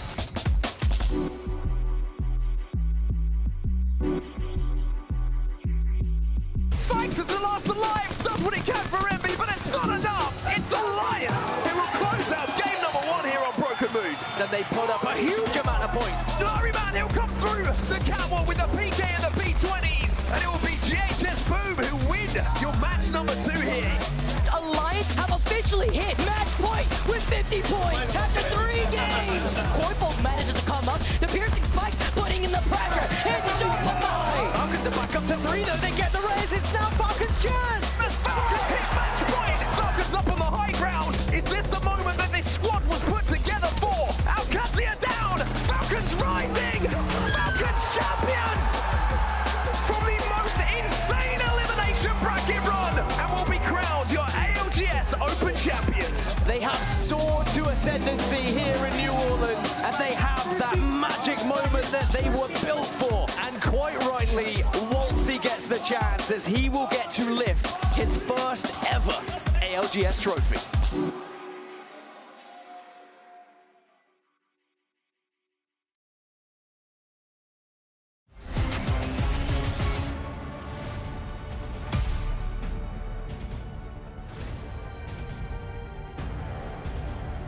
Games down, 1 more to go. The transition from Broken Moon to Stormpoint has shown some teams now trying to start up their own momentum when they've transitioned to kind of adapt around not only a different POI, of course, but also having to work around the legend bans and the different legend compositions that they're forced to play too. Yeah, so I think, as you said, it was Wraith getting banned next. And, you know, I guess we should also just think about the fact that we're ending, getting close to the end of the series now. You got to remember, we're playing the Split 1 Pro League now. These players are essentially playing for a place at the mid-season playoffs. So, getting positions here, moving their way up the leaderboard is quite important for their chances of making it to that next LAN, Vicky, because, well, Americas have a few more spots, but here in EMEA, it's only 8 slots available for teams who want to make that exciting in-person event. Oh man, I would love breaking this down here too, because not only did he use the accelerated speed boost when you are trying to put down the portal and you're in your phase, not even for the rest of his squad, but just so that way they could get an entry frag opportunity and putting in the aggression to take that dub. Again, beautiful end game 5 play from cybercats to take that dub with 11 KP once again after we saw Alliance sponge up so much kills within the first half of our series. We still have one more game to go, and with Wraith being banned now too, we've seen a lot of the catalysts coming out. I'm surprised we didn't see too much Newcastle in that last game, surprisingly, honestly. Well, Newcastle is almost avoided bans in quite a few of the series lately. He is just really not getting prioritized as much by as many of the teams. There's still definitely a few teams who will stay on that character and stay on him essentially throughout the entire series. But not everyone. There's enough teams who say, no, we want to fight, we want to take it to them, and Newcastle's not the legend to do that. Crazy to see how a lot of teams, honestly, with little to no cover in that final zone, what they could have benefited with either having a catalyst at their disposal with a wall maybe available, or even that Newcastle wall now. Again, seeing Wraith X'd out here within our legend list. Crazy to see how we've had so much diversity, but specifically the utility of Sparrow, the new legend introduced within the new Apex Legends season, and what Sparrow's been able to do to get information, being able to remotely tether and get info on that survey beacon. Absolutely, he's been a force, but I mean, I'm just thinking, having a look at the legend pick rates that we've had in this series so far, Vicky, there's a couple of legends that are actually even above both Newcastle and Sparrow, even though they haven't been banned out yet. So Pathfinder, Catalyst, Fuse, and Crypto are all still available in this lobby, and all have higher pick rates than both of those legends we just mentioned. And you know what? I did see something. I have to let everybody know, update everybody, because I also am getting word here that Effect has received his Year 4 Champs MVP trophy. What a beauty it is indeed, and of course goes to a deserving player like Effect. With Alliance at Champs, they got like 2nd place, right? And Effect getting a new personal trophy as the MVP to add to his collection is something that we always like to see, and it's kind of a cherry on top to the performance that we've seen from Alliance already today. Yeah, I mean, well deserved, right? He may not have won, the bigger trophy, I suppose, right? That went to Na'Vi, but of course, Alliance did get the most points on the day. And some would say that makes them, the best team, even if they don't walk away with the trophy. So I think that makes sense that from the most consistent team, at the very least, they do grab that MVP trophy and sort of walk away saying, hey, I'm the best player. I was the best player on the biggest stage for the biggest tournament of the year. Gotta respect it here as we go into our final game of the series. Alliance started out strong, slowly dwindling away. We were even talking about possible records that could be broken. Well, now that's completely out of their hands, with match 6 showcasing new winners here. cybercats winning game number 5. If they can play out the way that they did and making the moves that they had, with that Wraith portal taking a nice off angle, they could absolutely thrive here in this 6th game too. Rocking the Pathfinder, like you mentioned too, we've seen a lot more of the Pathies after that grapple change coming at the start of the season.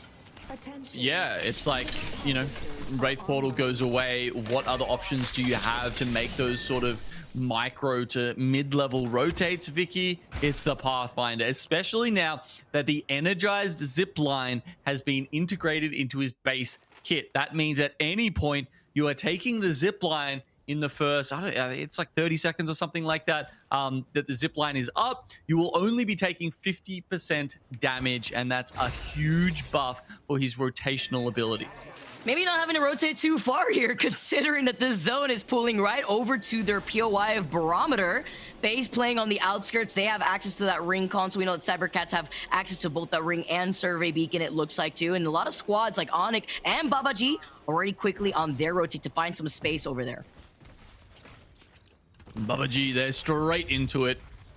People often have like very particular spots that they like to pull up to in Barometer. I feel like there's not like a sort of a universal playbook, right? Some teams like to play those zip buildings that we're seeing Babaji in right now. Some teams will prefer to play the height. We're seeing cybercats take that as sort of is their domain, their right, starting off in Barometer.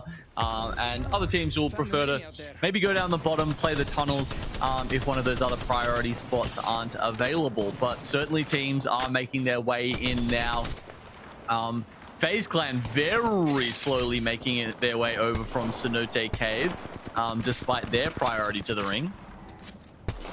I honestly love where Babaji's positioning is. This quick rotate and looking at what the overhead circle looked like it was pulling, a few times we've seen zones pull more so to the west side of Barometer, and it does look like it even covers a little bit of the bridge. So if they could hold this spot, we could see this zone either pull towards Babaji or even slightly more south, where Anex is actually already positioned currently looking over at that zip line by that Trident. And this is exactly that southern side that I was mentioning before, with cybercats also now making their move away from the high ground, trying to go over to the south side here.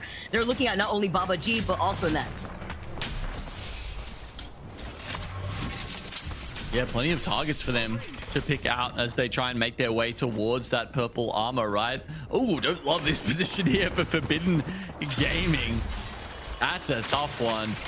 You can see they're actually kind of getting hammered by the teams around them. The mobile shield almost getting completely done. And even with the damage reduction, we'd still see Aku get taken down. Luckily, they can't take down all three of them at once, and it'll be an easy reset once they are actually inside the building. And with this composition too, right, we also saw the same thing from Babaji. They're rocking the Newcastle and Catalyst, and this is a type of composition that you rock when you're looking to bunker down in the final zone positioning. So working into their advantage and that win condition that they're aiming for in terms of that final position. While we take a look at Ronin, looking at squad right across from him. Oh my goodness, those 30-30 shots though from Light coming out of Gaimin Gladiators gets the first knock in this transaction. Okay, Naski has the presence of mind to be able to put up the mobile shield, even pops down the wall to push Hottie away there. But is Funk from Gaimin Gladiators going to be able to deal with this? It looks like it's all too easy from the North American import. I've been peeping the Funk and the way that he's been playing throughout the course of these series, and he's been having a lot of fun on this Sparrow. Getting some KP, walking away with this, sitting in 4th place overall after our last 5 games. Setting themselves up. 18 squads now left in this lobby, and Gaimin Gladiators have completely cleared this southeastern side of this zone. They'll be able to get through the choke, but it's about once you get through that choke, once you're out in the bridge by the water, we know that there's little to no cover. So as long as there isn't a team looking over your heads over on the high ground of Barometer, you will be able to at least clear that for your rotate. Yeah, I mean, you got to kind of hope that you find position on the bridge and essentially the zone pulls towards you, because if it doesn't, it is often a bit of a crapshoot to get out there. Meanwhile, Na'Vi are currently ratting the spiders, hoping that, I mean, there's plenty of targets around, right? BPR and Legion Gaming are actually nearby, but it looks like either they've been spotted out by a drone or they've decided they just can't wait any longer and they start moving forward. In second place with 43 points. It's a slim margin over Babaji with 40. So Na'Vi cannot let their guard down in this last game, Vicky. Again, it's pretty a bit of a tough ask to get towards Alliance, who basically had the game wrapped up after game 2. But either way, they still want that second place finish because they've been doing very well. I think Na'Vi are actually sitting currently in first place in Pro League. Yep, they are. And, you know, of course, that is without those roster changes prior, with Zidane being on that roster, but still being able to perform consistently really highlights how this squad can make anything work here, even with some changes. Gaimin Gladiators, of course, being another one that we've highlighted before. Now, they were able to get to that bridge, and they have that ring console information. They know where that zone is going to be cooling, so they probably are going to want to wrap around over to that southwest side, looking at the rocks, but moving in from this side, even by the rocks, if there's another team holding the southern building that we had mentioned before, they could get pinched if that team over to the high ground jumps over their heads, and it is pulling over to that southwestern side. Ooh, interesting. GG, you can see they're making a very quick rotation, potentially trying to find one of those spots near, there's like some small islands that have definitely playable rocks and trees down the bottom of Barometer. I think that's where GG are trying to find themselves right now. The struggle for them, of course, is that they don't have a Newcastle, and they will be susceptible to grenade spam and fuse spam at some points. No Watson either, so no pylon, no energized wall to keep those utility dumps at bay. It's a good point, especially looking at how many fuses are in this lobby, being 11 fuses. So Newcastle could absolutely come in clutch and helping negate a lot of the pressure that these nades hurtled in their direction could cause them, or at least try to displace them. So holding over to that south side, look at all the squads that have already found their positioning in that next zone, but the teams that didn't, over on the outskirts of Barometer, who may have not been able to scan a survey beacon, a circle beacon, but a lot of teams like Na'Vi, Alliance, that we know that this plays into their win condition as well, considering that they're coming out of Trident by Northpad. They like to play objectives, so they will have that information, try to see what pathing is going to be best for them, but inevitably they will have to fight if they want to wrap around, even if they want to approach Cenote, or if they want to go through the choke that Stay Healthy's at. All right, let's have a listen in with Na'Vi here. They are pushing in around from Jurassic, and we'll have plenty of teams to get through as they work their way into Barometer. Let's go over there.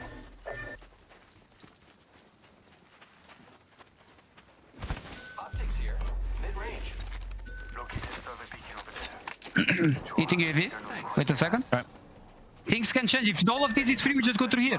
Because then we know there's team here, and that's it. And we can play from bamboo and avoid all those fights of shit. It's free. Do you have evac? You don't have evac. I don't. Can you zip us into the house? Fast? Yes. Do fast. So we go forward and we gatekeep them, We need to gatekeep the left team. You see this? Everything's free. We can play bamboo. We can play this. For now, full focus back. We don't care about anything else. Okay, do we play this house and... Full focus, yeah, we can play here. It's set glitch. They have Sparrow. We know they have Sparrow. They fucking does. They have Sparrow? Yeah, they have Sparrow. Sparrow. I'm pretty sure they have Sparrow. On the right side. I'm playing outside if they ult you guys. You can move up here even, Nuxak. Just move up here. I will. Flap, anchor. Yeah, I'm playing on me. They're crypto, no Sparrow. Yeah. UAV'd. Can you run drone? Yeah, I tried. Crypto fuse and pad. They're grappling right side towards you, towards you. Okay, I can impede, chill. I'm out of happen. I'm gonna impede them. I'll play the Xuckle. 1, 2, 3, I'm jumping. I got impede. I impede them. They're tipping on him. I'm scanning down. I'm tipping on. I want to see on the open. Yes. Come on, I'm still dead. It's a top. Oh my god, he killed me. I need to bat. He dropped. Behind you, Yarka. You can res him. Come on, resing, Flap. Come inside. Nice shot. Block out. Yeah, I'm block top. Heavy. They're nading. He's grappling up. I'm with you. More. Kick. All good. He's gone swing. I cracked him. Heal up. Lock the door. Heal up. What in the door? Next one. Dead. Last guy at top. To be on. Nice. Res him, and we good, boys. We good. Stabilize. Breathe. Good shit. Come in, Yarka. All good. Well played, guys. Kala. Good shit. I'm gonna... Great fight to take here for Na'Vi. It's just round 2. They could take this fight, take their time. They prioritized scanning that survey beacon first. They saw Legion Gaming coming in from the north side, but maybe denying themselves the opportunity, if they have the time, maybe to get that scan on that circle console to see where that next zone is pulling, because they see it's pulling over to the south side after winning that fight, and they will be approaching from that southern choke. Yeah, it's a pull that actually ends up sort of closer to Cenote Caves than it does to Barometer, right? I mean, the building that is on the outskirts of Cenote kind of feels like it belongs to that POI rather than Barometer, and that means teams who took their time, especially Alliance, who are coming through on that northwestern side right now. If they can bully their way through Stay Healthy, through Onyx, through Atlas, they may actually find their way into capping this series off that, Lord, they deserve to win. Huge. The fact that the circle is pulling over to the Lonely Islands and no one has been able to find positioning on, because we know it's quite open aside from the Trident if it's still there too. FaZe holding over to that building, allow them to be over to the corner. Nice survey survey beacon scan here for Alliance to get that information with that crypto drone from Hockeys. They see how many squads are waiting for them over to the south side, over by Cenote. Do they want to take that fight, or do they want to take the path less traveled by, where Forbidden is still stationed up over by that DBZ building and the bridge? Yeah, I mean, we haven't seen them even hesitate before this, but maybe 2 games that don't go their way is enough for them to start wondering if they have to, I don't know, just put a tiny bit of thought into some of these fights that they're taking. They actually pop a double evac, by the way, and we do see them heading in. They want to take they're looking towards that zip building that Babaji has been holding for the longest time. And because they've been in there for so long, you can see they've only got 2 blue armors to work with. Alliance take a bit of damage. And they reset. Do they get the chance? So many bins down here for them to loot if they've got the time and the space for it. I mean, not only was Babaji still holding the high ground, UAIM was also holding the low ground. They were the ones shooting at Alliance once they landed right in front of them. Team War with Sure being one shot, gets a shield swap. Tries to see if he can maybe bait out the res before sliding down. No, it's not even a bait. It's the fact that round 3 is closing in and he has no opportunity to even heal. He's got to move up now. He's got medkits in his pocket, but he's got to leave his teammates behind for now. Hopefully they can get a reset too, with Alliance waiting for them and also fixated on UAIM. Forbidden now have also moved out of that building. Looking at Onyx, as well as Stay Healthy, currently looking at FaZe, who are still in that building, but it's Atlas that they're going to have to fixate their attention on. Well, if you see a Halo, you know it's one of 2 teams. Cat and Na'Vi are the only teams running that lifeline. Onyx, they pull out of Cenote Caves with the rest of the teams, but they're the ones who come out on top. Stay Healthy and Atlas, they take a different route, not through the Spider Caves, through the southernmost choke, and they're fine just sitting on top of this. Actually starting to look in to potentially make an incursion into the building where FaZe Clan is currently holding. You can see Zane's actually taken a lot of damage. They may have even got a knock here. Not to FaZe though. I believe that Stay Healthy, that one of the teammates desperately trying to get onto the high ground here and trying to make the magic happen. I mean, commend the effort right there, but at the same time, being on that roof, you have so many other squads looking at you if they're not fighting from inside the building to the right. Other teams now zipping in, flying around over to the north side of Barometer, and majority of this entire lobby will go down here. Once they're funneled outside of Barometer, it's going to be a bloodbath in the next 3 seconds. It's about to get a little bit crazy in here with K-Swinny just trying to play around the edge of this Halo. It always makes for some fun fights, as it's basically like being back to bubble fights, right? As we see teams juking around it, and they're kind of playing around that win condition with the Mastiff in hand, but with 1 HP. Shalala are so scared of the ring right now. They feel like they barely even have time to pop these medkits, but they have to, or the ring will eat them alive. The Baba Yaga's on the way behind you. Instead, it's the circle. Chaotic Much, Tyler FPS now scooting away from the zone. They were able to pull off the medkits. There's 2 teams waiting for them inside this building. The fact that they do not get pressured out because the squads are so busy looking at the choke by Barometer on the low ground. Bad sniper with no cover. Can only jump and pray. They get eliminated. Baba G get eliminated. 7 squads left. This is the massacre that we were expecting. Alliance still alive. Stuck within the Sparrow ult though from another squad. Cat got eliminated. Atlas beat them back to the lobby. 4 squads left. And you're stuck in the open with really only the wall right behind you to cover your backs. How is Alliance the one that comes out on top with all of this? That said, these thermite grenades are so good, just lacing the ground with damage that Alliance are struggling to deal with here. That said, if they can get up top, they've got a zip line from Unlucky. Maybe that's their way out of this, Vicky. Oh, the zipline from Unlucky, and the Devo, the gold Devo. He gets the last pick onto cybercats. 3 squads left, and Alliance, they heard us, Genome. They're waking up here for this last game, still showcasing they could do it on Broken Moon, they could do it here on Storm Point, but they're stuck.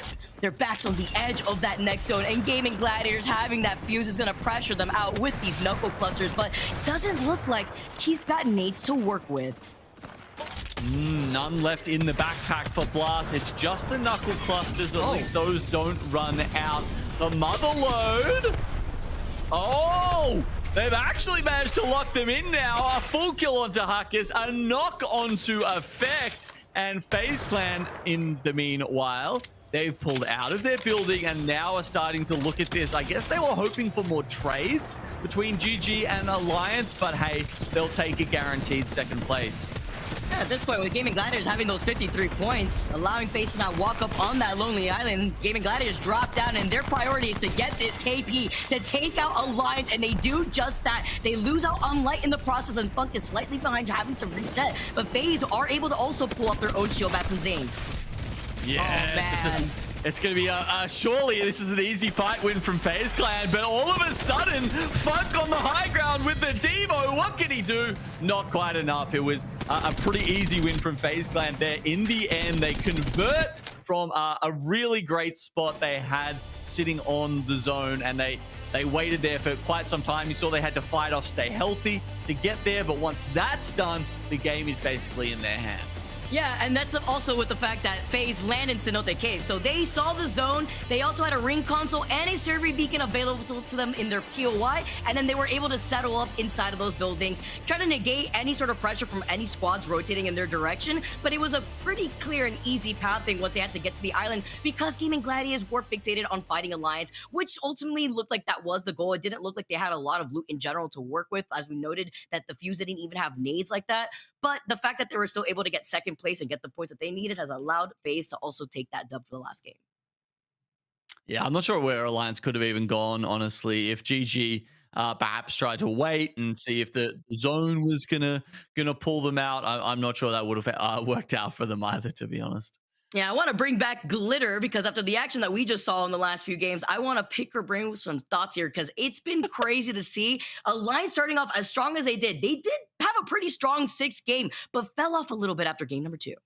Yeah, I mean, I thought there might be a chance for the resurgence there in that last match. And to be fair, they did get top 3, so still get some points on the board because we were wondering, is anyone going to be able to kind of close that point gap that they've created? And I think GG came the closest, okay? They did what they could, but FaZe Clan up there in the discussion as well for match number 6 as we get a chance to take a look at these results. FaZe and GG tying 20 points apiece because of the slaying power of GG. I mean, really, really solid performance, but 13 more points go the way of Alliance. And cybercats up there in the discussion as well, at least able to stay alive and get those placement points on the board. We saw a little bit of a pickup towards the end there from Onyx, that team that we were talking about that was all the way down there at the bottom when it comes to the series results. So they were able to try and at least give one last effort and push themselves apparently up into 17th there, but we needed to see what this meant for the rest of the lobby. And GG are the ones that came the closest, but Alliance stay at the top. Genome with 78 points at the end of the series. Definitely, we thought they could have done a little bit more. Yeah, I mean, we were talking records at the start of this, but they weren't really like, they weren't playing in a way where it was like they were actually trying to, I don't know, stay alive. It was like if they wanted to win, they wanted to do it their way, which was running at people and grabbing as many KP as possible. It wasn't like they were trying to max out both sides of the graphs. It was like, we want to destroy everybody. Sure, sure. I mean, and they definitely did 43 kill points above the 24 for GG, 26 for FaZe, 27 for Navi, and even so, like, those are still pretty solid performances out of 2nd through 4th as well. So they'll at least be happy to have come back into Pro League now for day 4 and kind of given themselves a little bit of momentum. But let's take the opportunity now that we've gotten to see where everyone has landed to focus on some individuals, because we get to take a look at this kill leaderboard, Vicky, and at the tippy top is Unlucky with 20 kills. left himself alone. All three of Alliance up here in top 10 though. I mean, I'm not surprised. They finished up with like 43 total kills over the course of these last 6 games. It was insane to see the clutch moments that we got to see from Unlucky. By the way, I know everybody got to see how many kills we saw throughout the course of these last few games with the P2020. It was actually massive to see that huge discrepancy between the P20s and the rest of the weapons so far that were used. But I feel like looking at these clips alone, Glitter, the Devo is just singing here in Unlucky's hands.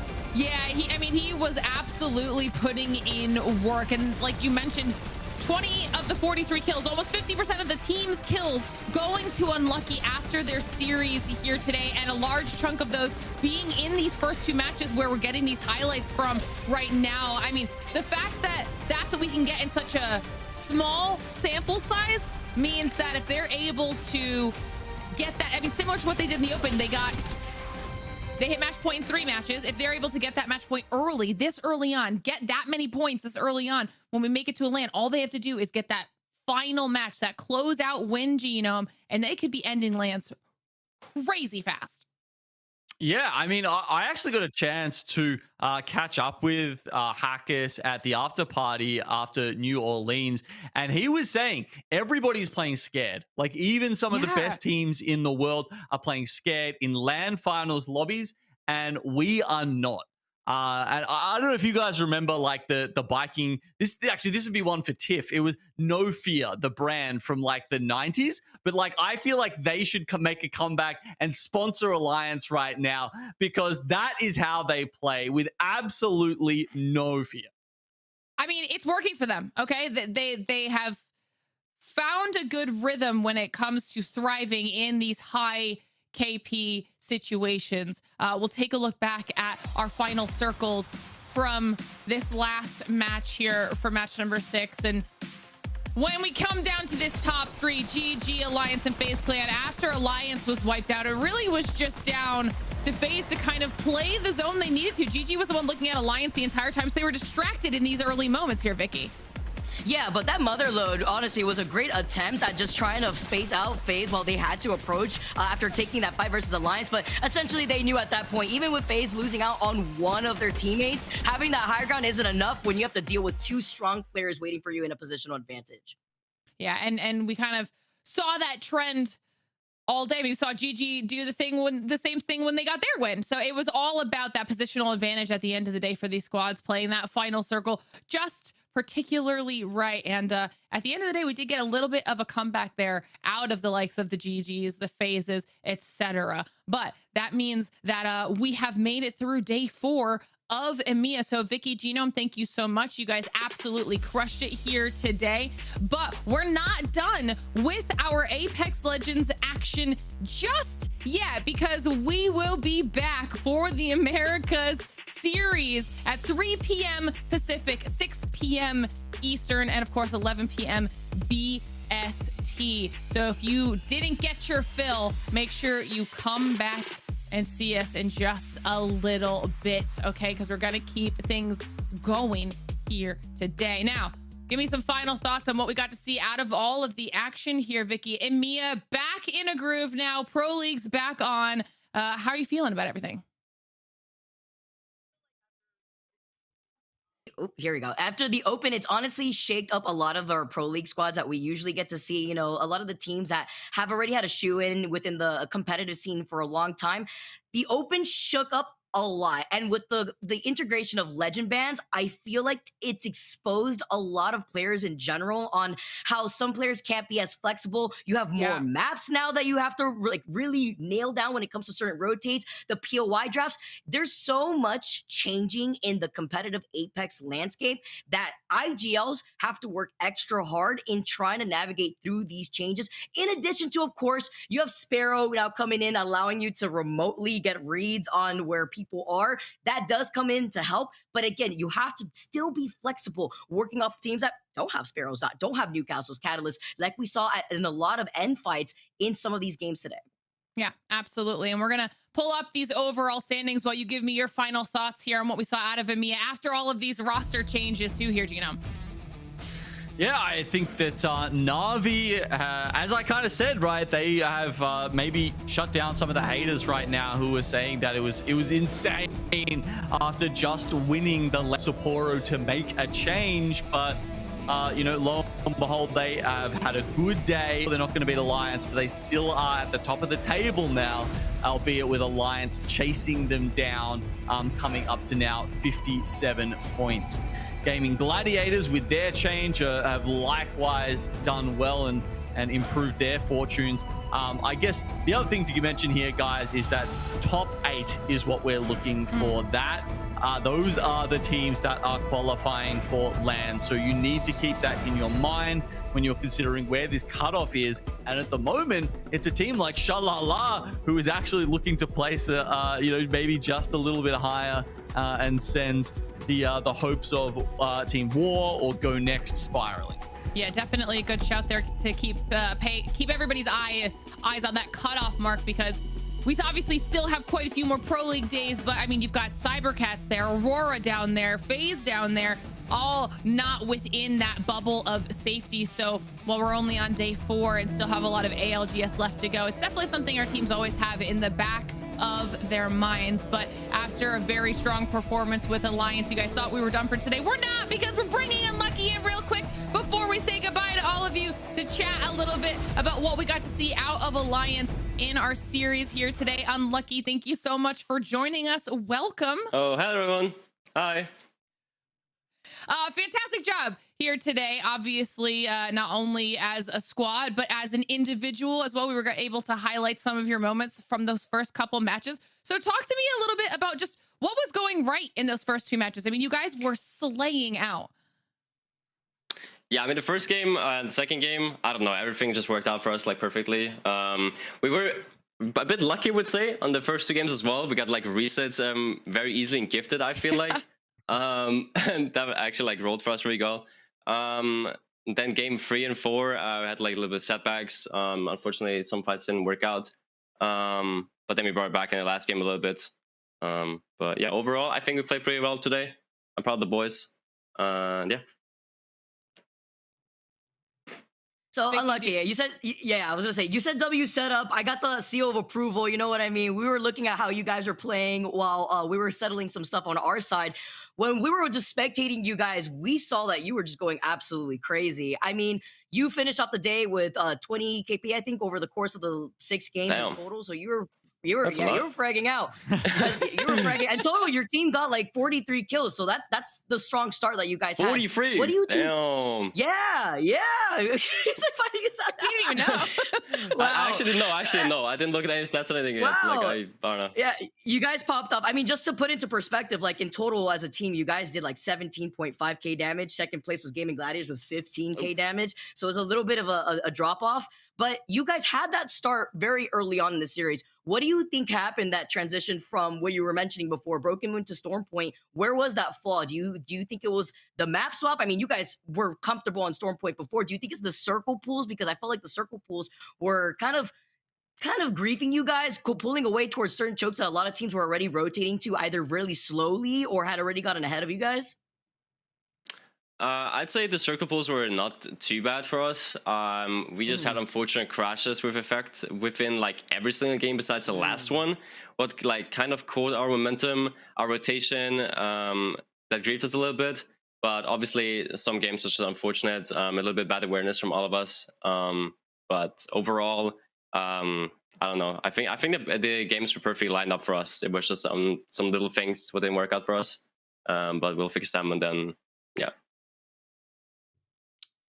Well, look, something that I was really impressed with, Unlucky, was just like how insanely aggressive you guys were in this match. And I want you to take me through how you guys were thinking, coming, approaching the match when you were down to 2 people. Because usually when a team gets knocked, full killed, in these situations, you're looking to rat, you're looking to run away, you're looking to play very small and just maybe hopefully eke out some placement points. You are one of the only teams I've ever seen do this in a Pro League game where it was like you guys had 2 people left alive and you were like, yeah, we're still a full squad, and you were full sending people with only 2 of you alive. So like, take me through how that process works with you guys, because I think that is unique to Alliance. Okay, I mean, I would say we are all very, very strong individuals, right? And I believe we can always 2v3. It doesn't matter if it's me or Hakkes. It doesn't matter if it's me or Effect or Effect and Hakkes. Like in, I don't remember which game it was, game 2 maybe? Where the 2v3'd, I don't know which team it was exactly, but I got instantly killed. It was in Terraformer, Broken Moon. I got instantly killed and they just 2v3'd them like ease. I don't know, I literally got carried by my teammates so hard. Like, shout out to them. Like, I don't know, they're actually just the best. But yeah, I think it's just, we just all believe in each other. And as I said, we're strong individuals. So it's just confidence, honestly. And it's like, if you see the situation being lined up, if you have enough ults, like our comp is pretty good for this, like even 2v3ing. If you have enough ults, have an EMP set up, if your ult still left, then it's easily to 2v3, because sometimes a lot of teams rush very quick as soon as you have an entry. Like as I get entry on the Terraform game as an example, they were just like pushing, and then just did the silliest mistakes and just ran open field into a fuse ult, into crypt ult, etc, etc. So yeah, just gotta abuse your advantage what you have. Yeah. That's fascinating, actually. Yeah, so it's like there are ways to turn around 2v3s. I think there's not a lot of teams who are very good at that. So thank you so much for that explanation. Now I've got a question for you about the whole region, because we saw obviously Hakkes' tweet all the way back at the Open, only 2 EMEA teams at match point finals. He wasn't happy with that. And then you guys were obviously one of them. But generally on the region, then there's just this chaos, right, of all of these roster swaps. Do you think that these changes, these roster changes, because you guys have been able to now play against them at scrims and stuff like that, is that what the region needed to kind of get EMEA to where it needs to be? Or what do you think EMEA needs to do to get more of those teams in match point finals?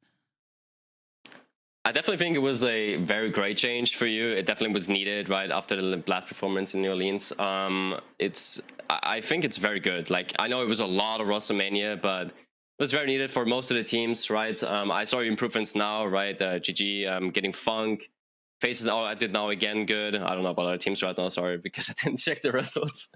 Yeah, I think overall it's very important. It was very important. I'm very happy that the whole region overall made so many changes, honestly. So I'm looking forward to doing our region doing good. Yeah. Are you guys ready to potentially hoist another trophy above your heads? Oh yeah, of course. I mean, you know, back to back, you know, would be very, very, very good. But yeah, no, I'm looking forward to the mid-season playoffs. Honestly, it's very exciting. Well, I love it. Well, Unlucky, congratulations on such a strong series today. Even with all of the obstacles that you guys were facing as a trio, you looked incredibly strong as always. Thank you so much for ending your stream to chat with us as well. We really appreciate that. So it's fine. It's fine. All good. No problem. So before we say goodbye, any shout outs that you want to do? No, just shout out to my teammates. You know, I love them. They're very, very good players. Shout out to Pierre, shout out to Enough. I really love the boys, and I'm happy to be a part of this team. So yeah, that's pretty much it. And yeah, thank you for having me, guys. All right, lovely chatting as always. Hopefully we'll be seeing you soon. Thank you, Unlucky. Nice to be able to chat with Unlucky. We don't get an opportunity to do that all that often. And I loved the breakdown that he gave you there, Genome. That was a really cool question to kind of like get the insight there on that specific, on those types of like 2v3 situations. Yeah, not even just that, but you know, yeah, going in so in depth into how they do it, because yeah, like 2v3s are, you know, there's something to get excited about, and there's something that Alliance do at a far greater rate than most other teams in EMEA. So I think some other teams might have been listening, and who knows, maybe they'll be taking a leaf out of Alliance's book in the future. Well, if you guys are wanting to see more Alliance, don't worry. There's so much more action from the ALGS coming your way all weekend long. But of course, if you want to keep up with that and you're not able to make it for the rest of the day or even tomorrow, just follow us on social media at Play Apex Esports on X and YouTube, and of course at Play Apex on Twitch. That way you won't miss a single second of all of the fun we have all year long. So take the time now to stretch your legs, go hydrate and grab a snack before we dive into all of our America's action. We'll be back after the break. We'll see you soon, legends.